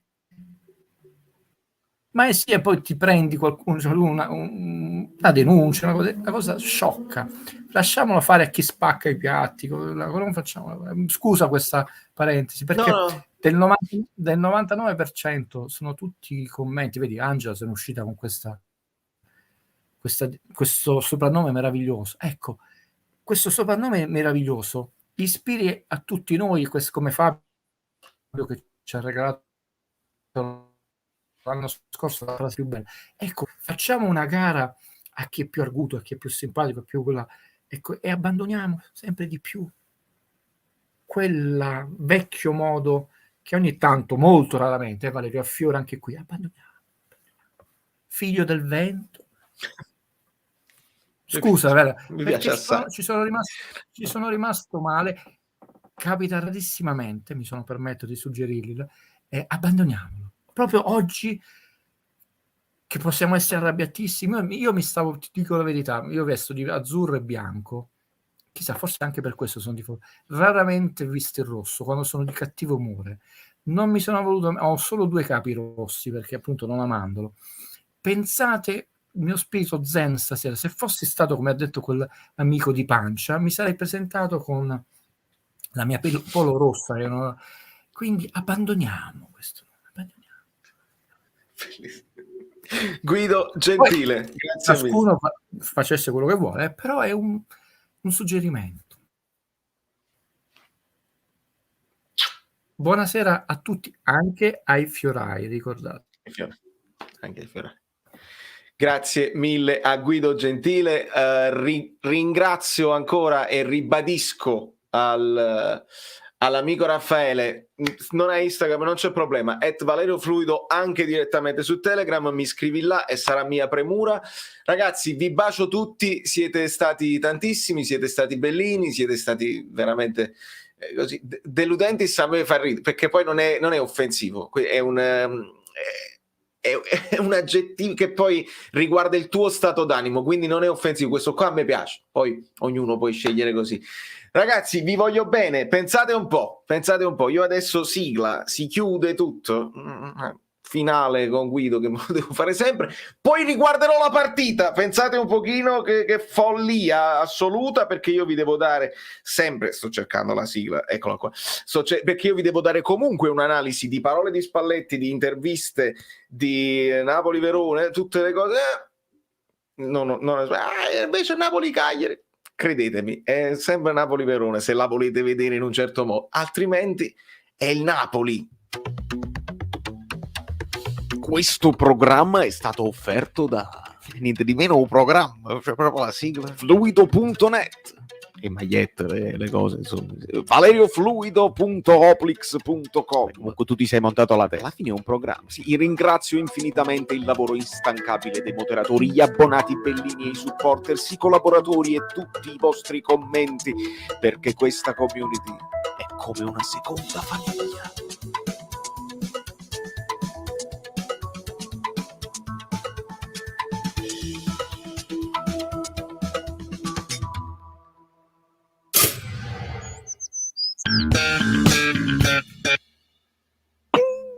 Ho visto una cosa, comunque è finita, cioè non è come la Marvel che